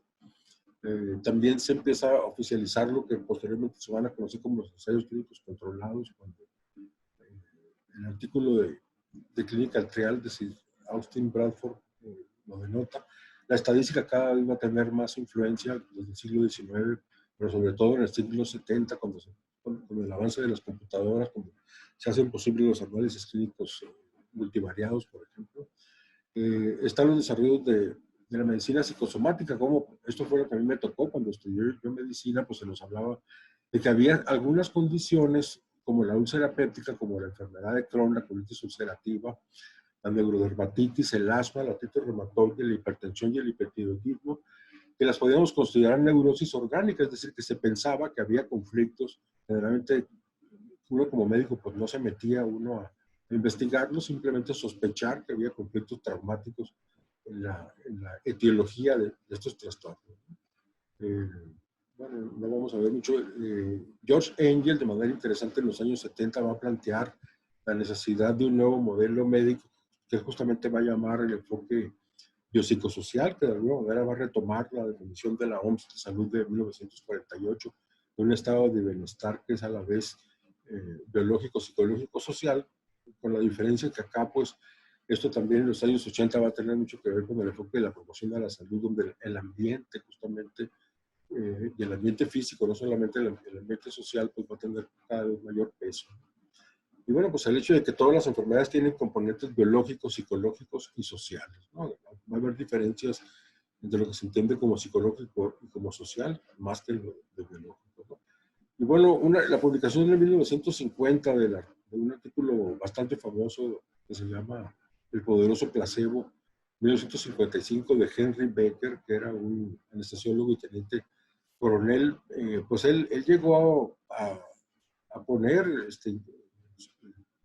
en la mesa la cuestión esta de la importancia que tenía el efecto placebo en lo general. Entonces él lo estimaba en un 30%, cierto que después su artículo es criticado al decirle que su trabajo estaba basado en una revisión clínica al modo de un metaanálisis, pues que los trabajos a los que estaba haciendo referencia no eran tan rigurosos como lo pensaban, ¿no? Sin embargo, pues es un antecedente importante. El descubrimiento del DNA pues va a tener consecuencias muy importantes para el trabajo del placebo. Los trabajos en neuroquímica realizados a cabo por Snyder, por ejemplo, su ligación justamente con el campo de la inmunidad, pues va a ser muy, muy interesante posteriormente. Es interesante ver que para 1960 ya se fabricaban placebos de fábrica. El médico podía hacer una prescripción médica en Estados Unidos para que la farmacia le surtiera un placebo al paciente sin que el paciente se diera cuenta. Y curiosamente, pues en el 65 hay un sorprendentemente hallazgo de que ya les comentaba, de que había pacientes pues que mejoraban aún sabiendo que se les estaba administrando placebo. Entonces esto, bueno, ¿qué está pasando con el efecto placebo? Entonces, bueno, pues algunos críticos como Edgar Morin plantean que la medicina moderna, la ciencia moderna es presa de un paradigma de simplificación y justamente pues plantea que tenemos que abrirnos hacia entender sistemas complejos, ¿no? Y este pues sería el caso, ¿no? Pues algunos elementos que se destacan, pues ya les comentaba, ya hay un campo propio de estudio, tanto del nocebo como del placebo. Es cierto que la terminología es ambigua, es cierto que son muy diferentes los estudios, ya se han dado cuenta, hechos en la práctica clínica y los que se hacen por parte del desarrollo de los medicamentos en ensayos clínicos controlados. Se ve en la gráfica resultados muy distintos en cuanto a la eficacia. Es cierto que ya comentábamos esta ambigüedad con que la medicina ha tratado el efecto placebo desde hace bastante tiempo. Actualmente se puede plantear que en realidad es un efecto real. El placebo no es una cuestión simplemente que se pueda decir no sirve para nada, o sea, es completamente intrascendente, no hay que tomarlo en cuenta, no, de ninguna manera, ya existen muchos elementos. También varios estudios desde los 70s, también mucho más recientes, que denotan la importancia que tiene el uso de placebos en la práctica clínica, sobre todo en la práctica general. No me voy a referir a ellos, pues aquí están prácticamente la mitad, en algunas veces el 80%, 90%. Y bueno, este estudio en Turquía, por ejemplo, pues denota que hay una diferenciación, es decir, los médicos en general no consideran que sirvan igual, depende pues de la condición de que estén tratando, donde se usan más, o donde se considera que pueden ser más útiles, ¿no? Simplemente para denotar esta complejidad del campo, ¿no? Y aquí vemos también pues, algunos de los campos en los que más se ha investigado el placebo, sobre todo el del dolor, quizás sea el más importante. La depresión sería el segundo lugar, asma, tos, náuseas, etc. ¿no? Y bueno, pues también tenemos, pues quizás haría falta, quizás, no sé, yo hacer estudios de metaanálisis por separado, por ejemplo, los estudios de colon irritable, ¿no? Hacerlos por separado con osteoartritis, para saber realmente, pues, cómo entender, por ejemplo, el hecho de que existan, pues, cambios tan importantes, ¿no? Entre una eficacia del 41% a 75% en osteoartritis, por ejemplo. O sea, cómo es que tengamos resultados tan distintos, ¿no? Por ejemplo, ¿no? Pero quizás también eso tenga que ver, porque hasta ahora pues, son estudios que no denotan las diferencias en los pacientes, que simplemente son pacientes estandarizados, ¿no? Pacientes que simplemente tienen diagnóstico de cualquiera de las condiciones, pero no son pacientes que se hayan investigado genéticamente para ver si son distintos, ni tampoco psicológicamente para ver si tienen estilos de afrontamiento distintos, por ejemplo, que pudieran explicar si esto se puede generalizar o no. Bueno, por otra parte, pues también ya lo habíamos comentado, creo, saber que existen diferentes tipos de placebos, que algunas veces, como está en este cuadro que está a la derecha, pues pueden ser desde cicatrices, en el caso de las cirugías falsas que se hacen. Pueden ser también sustancias inertes, puede ser también el toque con las manos, la curación por las manos, puede ser la palabra, puede ser gestos, puede ser, están incluidos en los rituales, pueden ser ambientes, intervenciones sociales, otros recursos, por ejemplo, como están los brazaletes de cobre, dicen activos, los parches tratérmicos, en fin, ¿no? Entonces, existe esta expansión del concepto de la sustancia al efecto, ¿no? Bueno, se sabe también que no todos responden igual, que algunos incluso responden mal, que algunos son refractarios cuando se aplica un placebo. Se sabe también que hay cierta influencia del género, que en algunos trabajos pues, sacan más mujeres que hombres con susceptibilidad al placebo, sobre todo en el campo del dolor, pero también en náuseas, en estrés. También los niños parecen ser más proclives a experimentar el efecto placebo que los adultos. También hay estudios desde el campo de la genética, cuestiones muy específicas que explican diferencias. Aquí están algunos de ellos, de los más importantes que pudimos encontrar en una revisión que hicimos de la literatura. Podemos ver que hay diferentes genes involucrados según las diferentes condiciones tratadas, ¿no? Por una parte, pues, por una parte, observar también que existe similitud con el efecto de las drogas, pero por otra parte, también que no hay un solo efecto placebo, sino varios. Aquí también podemos ver cómo en esta diapositiva pues existen, es diferente como opera un placebo que se da en depresión, al que se da en ansiedad, en adicción, en sistemas inmunes, en enfermedad de Alzheimer, etc. O sea, actúa por vías distintas a nivel fisiopatológico o fármaco cinético, ¿no? Esta también en realidad dice lo mismo, no me voy a entretener con ellas. Hay diferentes neuroquímicos, diferentes hormonas implicadas, diferentes vías. Aquí las tenemos también, creo que está repetido. Y bueno, pues también está todo este campo que nace en los 80 de la psiconeuroinmunología, que incluso pues nace con la investigación con placebos, justamente cuando denotan cómo dando, por ejemplo, de manera apareada, ciclofosfamida con un saborizante, primeramente a ratas, después lo hicieron en humanos, podían condicionar la respuesta de inmunosupresión, incluso después de quitar la ciclofosfamida, cuando se mantenía únicamente el efecto del saborizante, ¿no? Un experimento clásico que se volvió después ya extrapolable al campo de experimentación con humanos, ¿no? Y bueno, pues cada vez lo que más existe, sobre todo, es la pérdida de es algo muy interesante lo que está ocurriendo, ¿no? Porque se ha desarrollado en otros campos de la biología, por ejemplo, como el pensamiento de la equifinalidad, por ejemplo, cómo una misma causa puede inducir diferentes efectos en unos individuos, o a la vez como el mismo efecto puede ser inducido por diferentes causas, ¿no? Entonces esto nos saca del pensamiento de causal en el cual la biomedicina y en general la ciencia en general están todavía presos bajo el paradigma positivista. Y también pues nos habla de la bidireccionalidad, ¿no? De manera muy interesante. Entonces, por ejemplo, estamos acostumbrados a grandes debates, por ejemplo, entre qué produce la esquizofrenia, por ejemplo, una disonancia cognitiva, como plantea la psicoterapia sistémica, por ejemplo, en la cual hay una afectividad ambigua entre padre e hijos, por ejemplo, ¿no? Que generan unas pautas de comunicación paradójicas, y esto produce esquizofrenia, por ejemplo, o lo que plantean algunos neuroquímicos, ¿no? Pues que son las sustancias neuroquímicas alteradas las que van a estar explicando la esquizofrenia. Sin embargo, una explicación como la de la psiconeuroinmunología, pues nos darían a entender que son cuestiones integradas en realidad, que son cuestiones complementarias, entender cómo las dos cosas van aparejadas.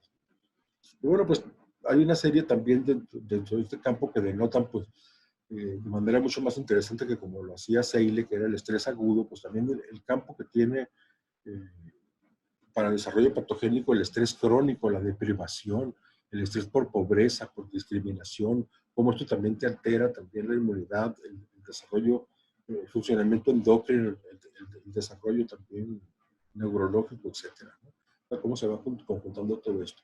Por otra parte, pues también ha tenido un gran impacto el desarrollo de la neuroimagenología, que han también permitido reconocer justamente la variabilidad de la respuesta, la complejidad, ¿no? Y bueno, pues han tratado también de elaborar distintos mecanismos. Creo que ya ¿Cómo andamos de tiempo? Me parece que ya llevamos como... Es que no he parado para nada. ¿Quién me puede decir cómo vamos de tiempo? Yo creo que llevamos una hora, ¿no? Sí, doctor, ya llevamos 1 hora y media, doctor. Bueno, pues como ven, tenemos todavía media hora más, ¿verdad? Sí, sí, doctor. Como usted guste, si usted gusta continuar o si quiere, aquí le hacemos algunas preguntas que ya tenemos, doctor.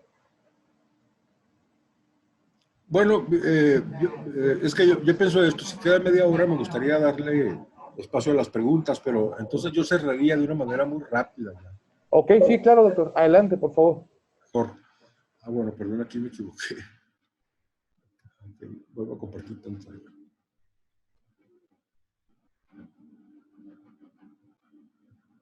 Gracias. Bueno, pues en realidad este mapa de alguna manera, no tuve tiempo de traducirlo, me disculpo, hace ver que dentro de los mecanismos explicativos ya los hemos estado revisando en realidad. Están varios, ¿no? Está por una parte el más importante, el que primero se empezó a hablar de él, es el que aparece arriba, el condicionamiento clásico, que tiene que ver con los enfoques de Pavlov, de cómo si tú condicionas al cuerpo, el cuerpo finalmente después termina por responder, ¿no? Por ejemplo, ¿no? El segundo es el que está abajo, el papel que tienen las expectativas. De aquí se mete en mucho lo que hay de expectativas, porque también tiene que ver con el aprendizaje, tiene que ver con cultura, tiene que ver con creencias en salud, tiene que ver con pronósticos y causas que yo le atribuyo a la enfermedad que yo estoy previendo, ¿no? Pero luego, entonces en realidad repite un poco para mi punto de vista la cultura. Luego también pues tiene que ver con una historia que a la vez es personal y colectiva y que por supuesto que está tanto en la historia como también está en la memoria y las emociones. Pero luego también tiene que ver con el acto terapéutico en sí, con lo que implica la relación médico-paciente, con la empatía que haya podido generarse en esta relación y con la calidad de los rituales, etcétera, ¿no? Entonces, bueno, por una parte, hay una parte del efecto placebo que se explica simplemente porque las enfermedades se autolimitan, es la historia natural de la enfermedad. Otro de ellos habla de que hay sesgos en la investigación, algunos de ellos son meramente estadísticos, como es la regresión a la media, otros el hecho que el paciente haya estado tomando alguna otra cosa o haciendo alguna otra cosa o dejando de hacer alguna otra intervención que no la medimos, entonces nos explica un resultado que en realidad no estamos midiendo.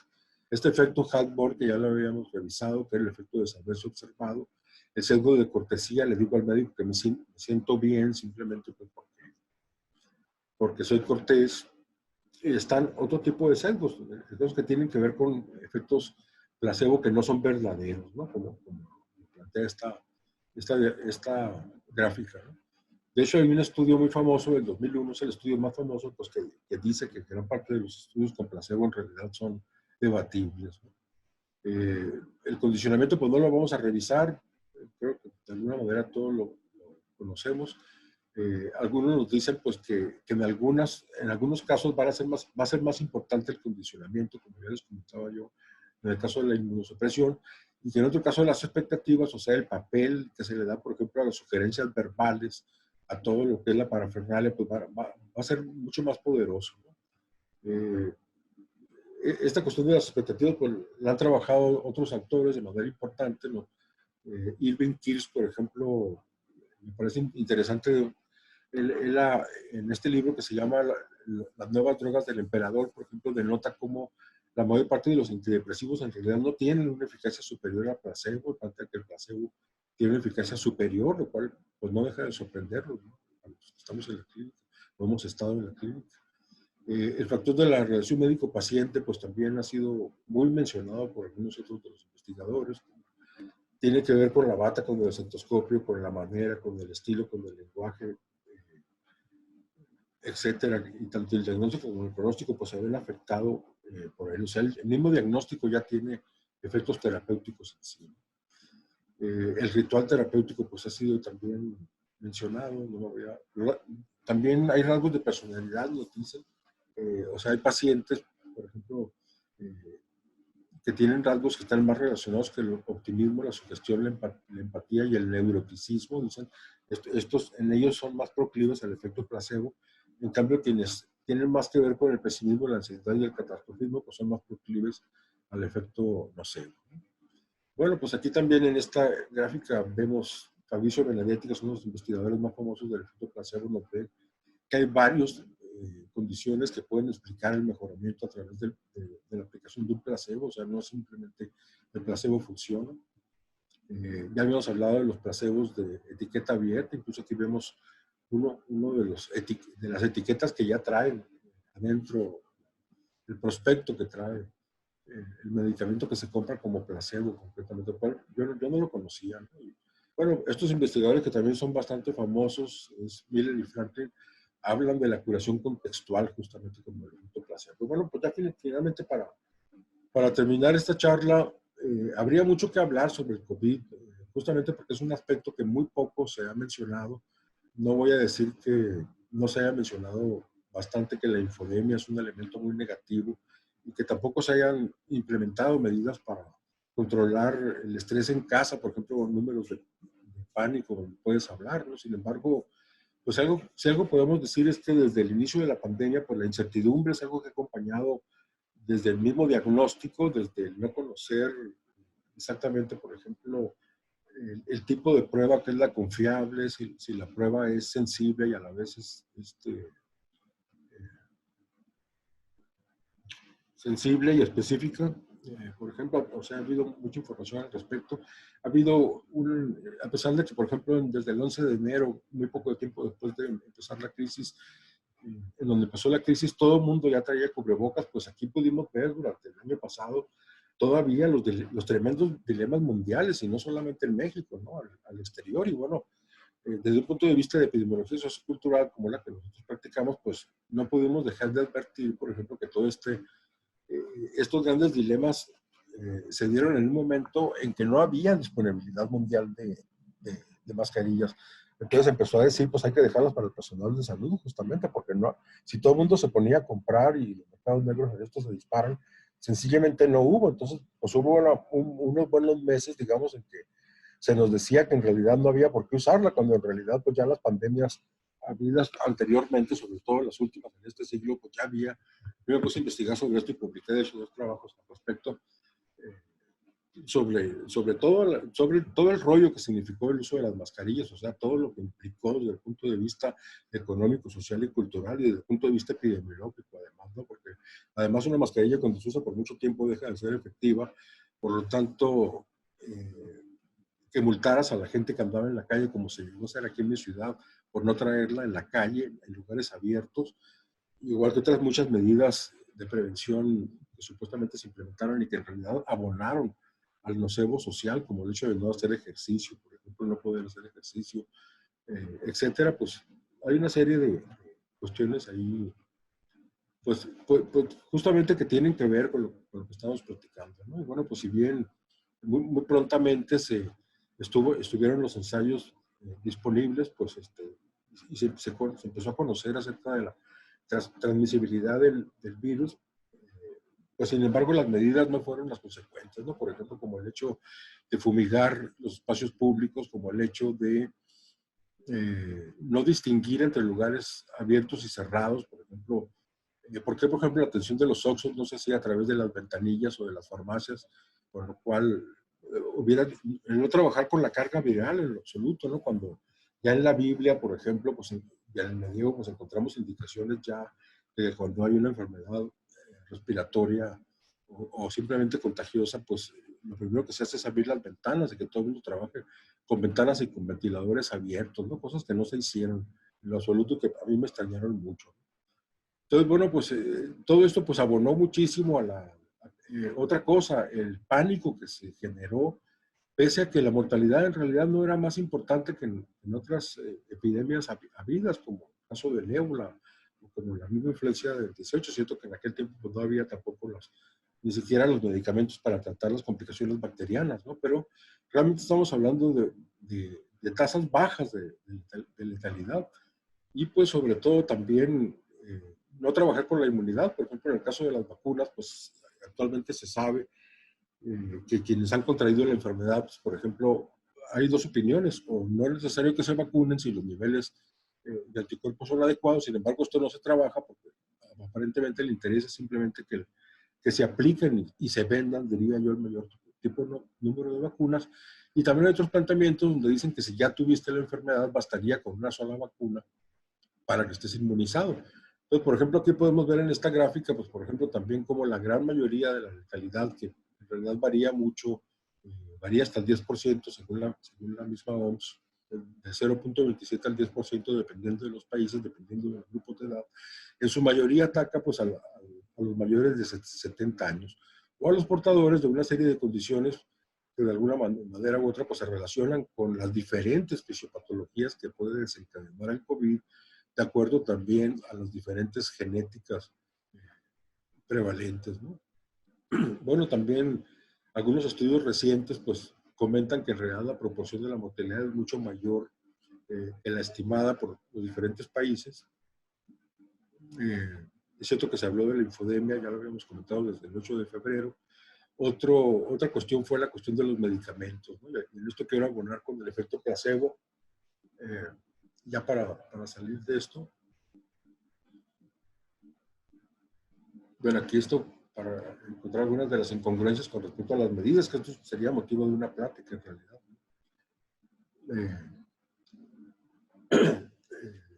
Bueno, pues la cantidad de medicamentos, aquí vemos en esta diapositiva, no me dio tiempo de terminarla, más de 610, por ejemplo, en Estados Unidos entraron a la FDA para ser aprobadas, 450 ensayos revisados, solamente 9 tratamientos autorizados como emergencia y solamente un tratamiento aprobado para uso corriente en COVID. Y bueno, pues la cantidad el año pasado pues tuvimos las modas, ¿no? De la hidroxiquinoína, del Remdesivir, del interferón, de la citromicina, de la ivermectina de manera muy importante, y pues vimos cómo se estuvieron usando e incluso cómo se continúan utilizando hasta ahora cuando pues ya hay numerosos ensayos clínicos como el que se liberó el 15 de octubre del ensayo de solidaridad, pues que ve que todos estos medicamentos no tienen en realidad un efecto sobre la mortalidad ni sobre la evaluación hospitalaria de los pacientes con COVID, sin embargo, pues a contrapelo, pues quienes tuvimos algún tipo de experiencia con el COVID, tanto en lo personal como pacientes, como también, en mi caso, tratando a 90 casos en una comunidad indígena cercana aquí a Hermosillo, pues no tuvimos ninguna baja en un centro de salud, no tuvimos que trasladar a nadie se le trató con ninguno de los medicamentos específicos, a todo el mundo se le trató con gárgaras, dándole mucha importancia justamente a la cuestión de prevenir la infección, pero también de que quien la contuviera pudiera bajar la carga viral, porque encontramos algunos artículos que hablaban de su eficacia en Oriente como medio para combatirlo por parte de la medicina tradicional. Encontramos también que era sobre todo lo más importante de todo, y esto lo quizás lo hicimos primeramente de una manera intuitiva, posteriormente lo hicimos de una manera en contubernio con llamadas telefónicas con otros médicos de la República que también estaban trabajando, viendo casos de pacientes graves y psicólogos también, comentando justamente, pues nosotros intuitivamente cómo pensábamos que la variable más importante para controlar era justamente que el centro de salud no se convirtiera en un lugar ni de contagio, para empezar. Entonces, llegando a abrir las ventanas al pequeño centro de salud, sacar la sala de espera afuera, completamente al aire libre, estar funcionando tiempo con ventiladores, separar muy bien los pacientes contagiados que estaban hospitalizados del resto de una manera importante, y sobre todo cuidar el aspecto de no crear pánico a los pacientes. Entonces había un manejo ya del centro de salud desde Feng Shui, desde acomodar las cosas, poner cosas de su cultura, por ejemplo, que reflejan la armonía, me refiero a mandalas que ellos tejen, que ellos cosen, ponerlos visiblemente porque son formas que generan armonía en el inconsciente.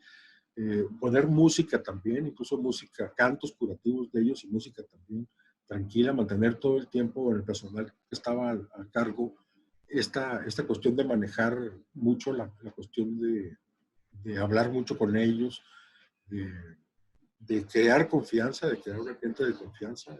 Y bueno, pues, no sé, tuvimos muy buenos resultados. Después estuve yo platicando con algunos médicos y psicólogos y con otras gentes, porque todos tenemos ya conocidos que han muerto de COVID, ¿no? Para saber si realmente podemos considerar que el miedo había sido una variable importante en la resolución clínica, tanto desfavorable en el caso que así lo fue, como si fue un elemento importante en los casos de que no. Y de hecho, estamos en una investigación actualmente en curso a nivel de maestría. Y bueno, pues hasta ahí dejo la ponencia para poder recibir sus preguntas. Muchas gracias, doctor Aro. Mire, aquí ya en el chat tenemos una pregunta de Rosario Lemus que dice: doctor Aro, gracias por la ponencia y por el horizonte histórico. Tengo presente su trabajo que realizó en el ISSSTE de Sonora. De acuerdo a su conocimiento en los servicios públicos de salud, ¿cómo podríamos trabajar ese efecto placebo en los servicios de urgencias? No solo con los pacientes, también con el personal de salud. Muchas gracias. Pues fíjense que yo encontré alguna literatura interesante, ¿no? En primer término, pues yo creo que una cosa es la atención clínica y otra es el nivel de la salud pública, es distinto. Y también es muy distinto el nivel ambulatorio de aparte el nivel hospitalizado o semi-hospitalizado. Creo que para cada situación hay que adaptarse y sobre todo también retomar algún elemento, por ejemplo, de los hipnotistas, ¿no? Los hipnotistas notaron, por ejemplo, que cuando uno conocía la biografía del paciente, había hablado incluso con sus familiares, podía obtener claves importantes para cómo poder hipnotizar, con qué tipo de sugerencias y de palabras o de imágenes evocadas.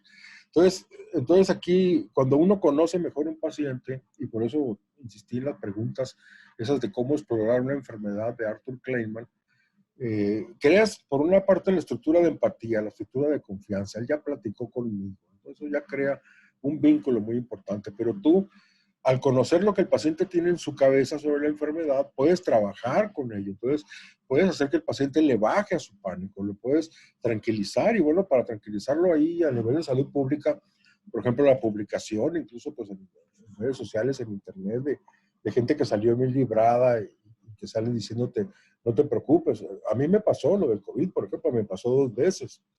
Y la verdad, pues sí, fue más duro que una gripe, pero no fue más peor que un dengue, que también lo tuve. El dengue me pareció más duro. Y lo pasé aquí en casa, no tuve necesidad de nada específico en realidad. No fue demasiado tremendo lo que pasé, ¿no? Y la mayor parte de la gente, pues según lo que he estado recuperando de las investigaciones que estamos revisando, simplemente revisando, pues hacen ver que la gran mayoría de los casos cursan sin mayor problema, independientemente del asunto, ¿no? del tratamiento. Muchas gracias, doctor. Aquí también tenemos otra pregunta de la maestra González que dice: con toda la cuestión de la incertidumbre de los medicamentos para COVID, que en su momento, bueno, pues estaba manejando, que si servía este antibiótico, que si el otro, ¿esto qué efectos pudo tener en los pacientes y en toda la población, doctor? Pues los efectos fueron muy variados. Para empezar, yo lo que pude observar aquí en mi medio fue que la primera conducta de los pacientes era, aunque no tuvieran ningún síntoma, ir a buscar inmediatamente cómo hacerse del medicamento para tenerlo por si acaso algún familiar o él mismo lo necesitaba. Entonces hubo desabasto, por ejemplo, de ivermectina, hubo sobreprecio y pues paradójicamente después a los muchos meses, después de que ya se habían hecho las compañías farmacéuticas respectivas tremendamente ricas, pues nos enteramos con que en realidad no manifestaron ser superiores que los placebos. Yo quisiera insistir más bien con que nos tendríamos que quitar esta idea, digamos, de que así como existe una enfermedad que se manifiesta en todos por igual, de que existe un medicamento para cada enfermedad, por ejemplo. Yo me atrevería más que eso, a que existe una sola manera de diagnosticar una enfermedad. Por ejemplo, yo diría una depresión, la verdad, se manifiesta de maneras muy distintas en la gente. Hay gente que le da al contrario, ¿no? Por el síntoma aparentemente paradójico, ¿no? Por ejemplo. Perfecto, doctor, muchas gracias. Bueno, también no podemos dejar pasar las muchas felicitaciones. El doctor Julio Suero Padilla dice, muchas felicidades, una ponencia con una revisión histórica impresionante y un punto de vista muy filosófico, enhorabuena. Rafael Valencia Armenta, doctor, muchas felicidades por la ponencia y muy interesante. Ana María Mosqueda, felicidades, interesante ponencia. Irma Patricia Lozada, desde Tulancingo Hidalgo. Excelente ponencia, muchas gracias, doctor. Rocío Esteves Millán, muchas gracias, doctor. Una muy buena ponencia. En fin, doctor. Bueno, aquí también tenemos otro comentario de Diana Sol Campus, que dice, gracias, doctor. Más temas de estos nos hacen falta. Y bueno, la felicitación también y el agradecimiento también es por parte de nosotros, doctor. Muchas gracias por hacer un espacio en su apretada agenda, doctor. Si hay algo que con lo que pudiéramos cerrar, doctor, algo con lo que no le hayamos preguntado o algo con lo que quisiera que nuestros participantes se quedaran esta noche, doctor. Pues a mí me preocupa un poco lo que sigue, ¿no? Lo que sigue con respecto a la pandemia, porque actualmente, por ejemplo, lo podemos pensar con respecto a la diabetes. Generalmente a los pacientes se les prescribe la metformina, por poner un ejemplo, cuando no es la insulina, que también da lo mismo. Y con esto se provoca una iatrogenia cultural, porque el paciente considera que ya no es necesario cuidarse en lo más mínimo, porque ya tiene el medicamento que lo está cuidando a él, ¿no? Entonces va y se toma la Coca-Cola, se come el pastel, se alcoholiza, etcétera, ¿no? Entonces, en realidad yo creo que la pandemia nos debe llevar, y esta reflexión sobre el placebo, más bien hacia la necesidad de contextualizar nuestra práctica. Y cuando digo contextualizar nuestra práctica, pues también hablaba yo de la necesidad de dejar de pensar unicausalmente, pero también tendríamos que pensar también multiterapéuticamente, digamos. O sea, no estar pensando en el medicamento que me va a salvar al paciente, ¿no? Sino pensar en que en todos los casos, para empezar, mi palabra ya está actuando como medicamento, entonces, ¿cómo la voy a decir, no? Pero luego también hay que darle mucha importancia a la parte contextual, al ambiente de reposo, por ejemplo, a la parte dietética, a los ejercicios de meditación y de yoga, por ejemplo. O sea, son cuestiones ya muy comprobadas, por ejemplo, ¿no? Y sin embargo, los médicos de las enfermeras, pues no nos enseñan, por ejemplo, cómo enseñarle a los pacientes, por ejemplo, ejercicios sencillos de meditación, de visualización, de sonorización, por ejemplo, que deberían de estar accesibles, ¿no? Y de hecho lo están. En YouTube, por ejemplo, hay una cantidad de recursos que uno puede recurrir a ellos. Está uno nervioso y te pones una meditación, una música de meditación, y por supuesto que el estrés se te baja. Entonces, pasar una convalecencia, por ejemplo, de estas, es un acompañante mucho más que complementario, yo diría que fundamental, muy necesario que el contexto donde uno se va a recuperar ofrezca la calidad suficiente para que el cuerpo se recupere, ¿no? Y justamente pues el conocimiento de la neuroquímica, de la neurofisiología, de todo esto que hemos venido hablando que es tan complejo, de la antropología también, y por qué no, de la filosofía también, me plantearía yo, pues se convierte en parte de un bagaje muy importante que realmente nos enseñan poco en las carreras de las ciencias de la salud. Perfecto, doctor, muchas gracias.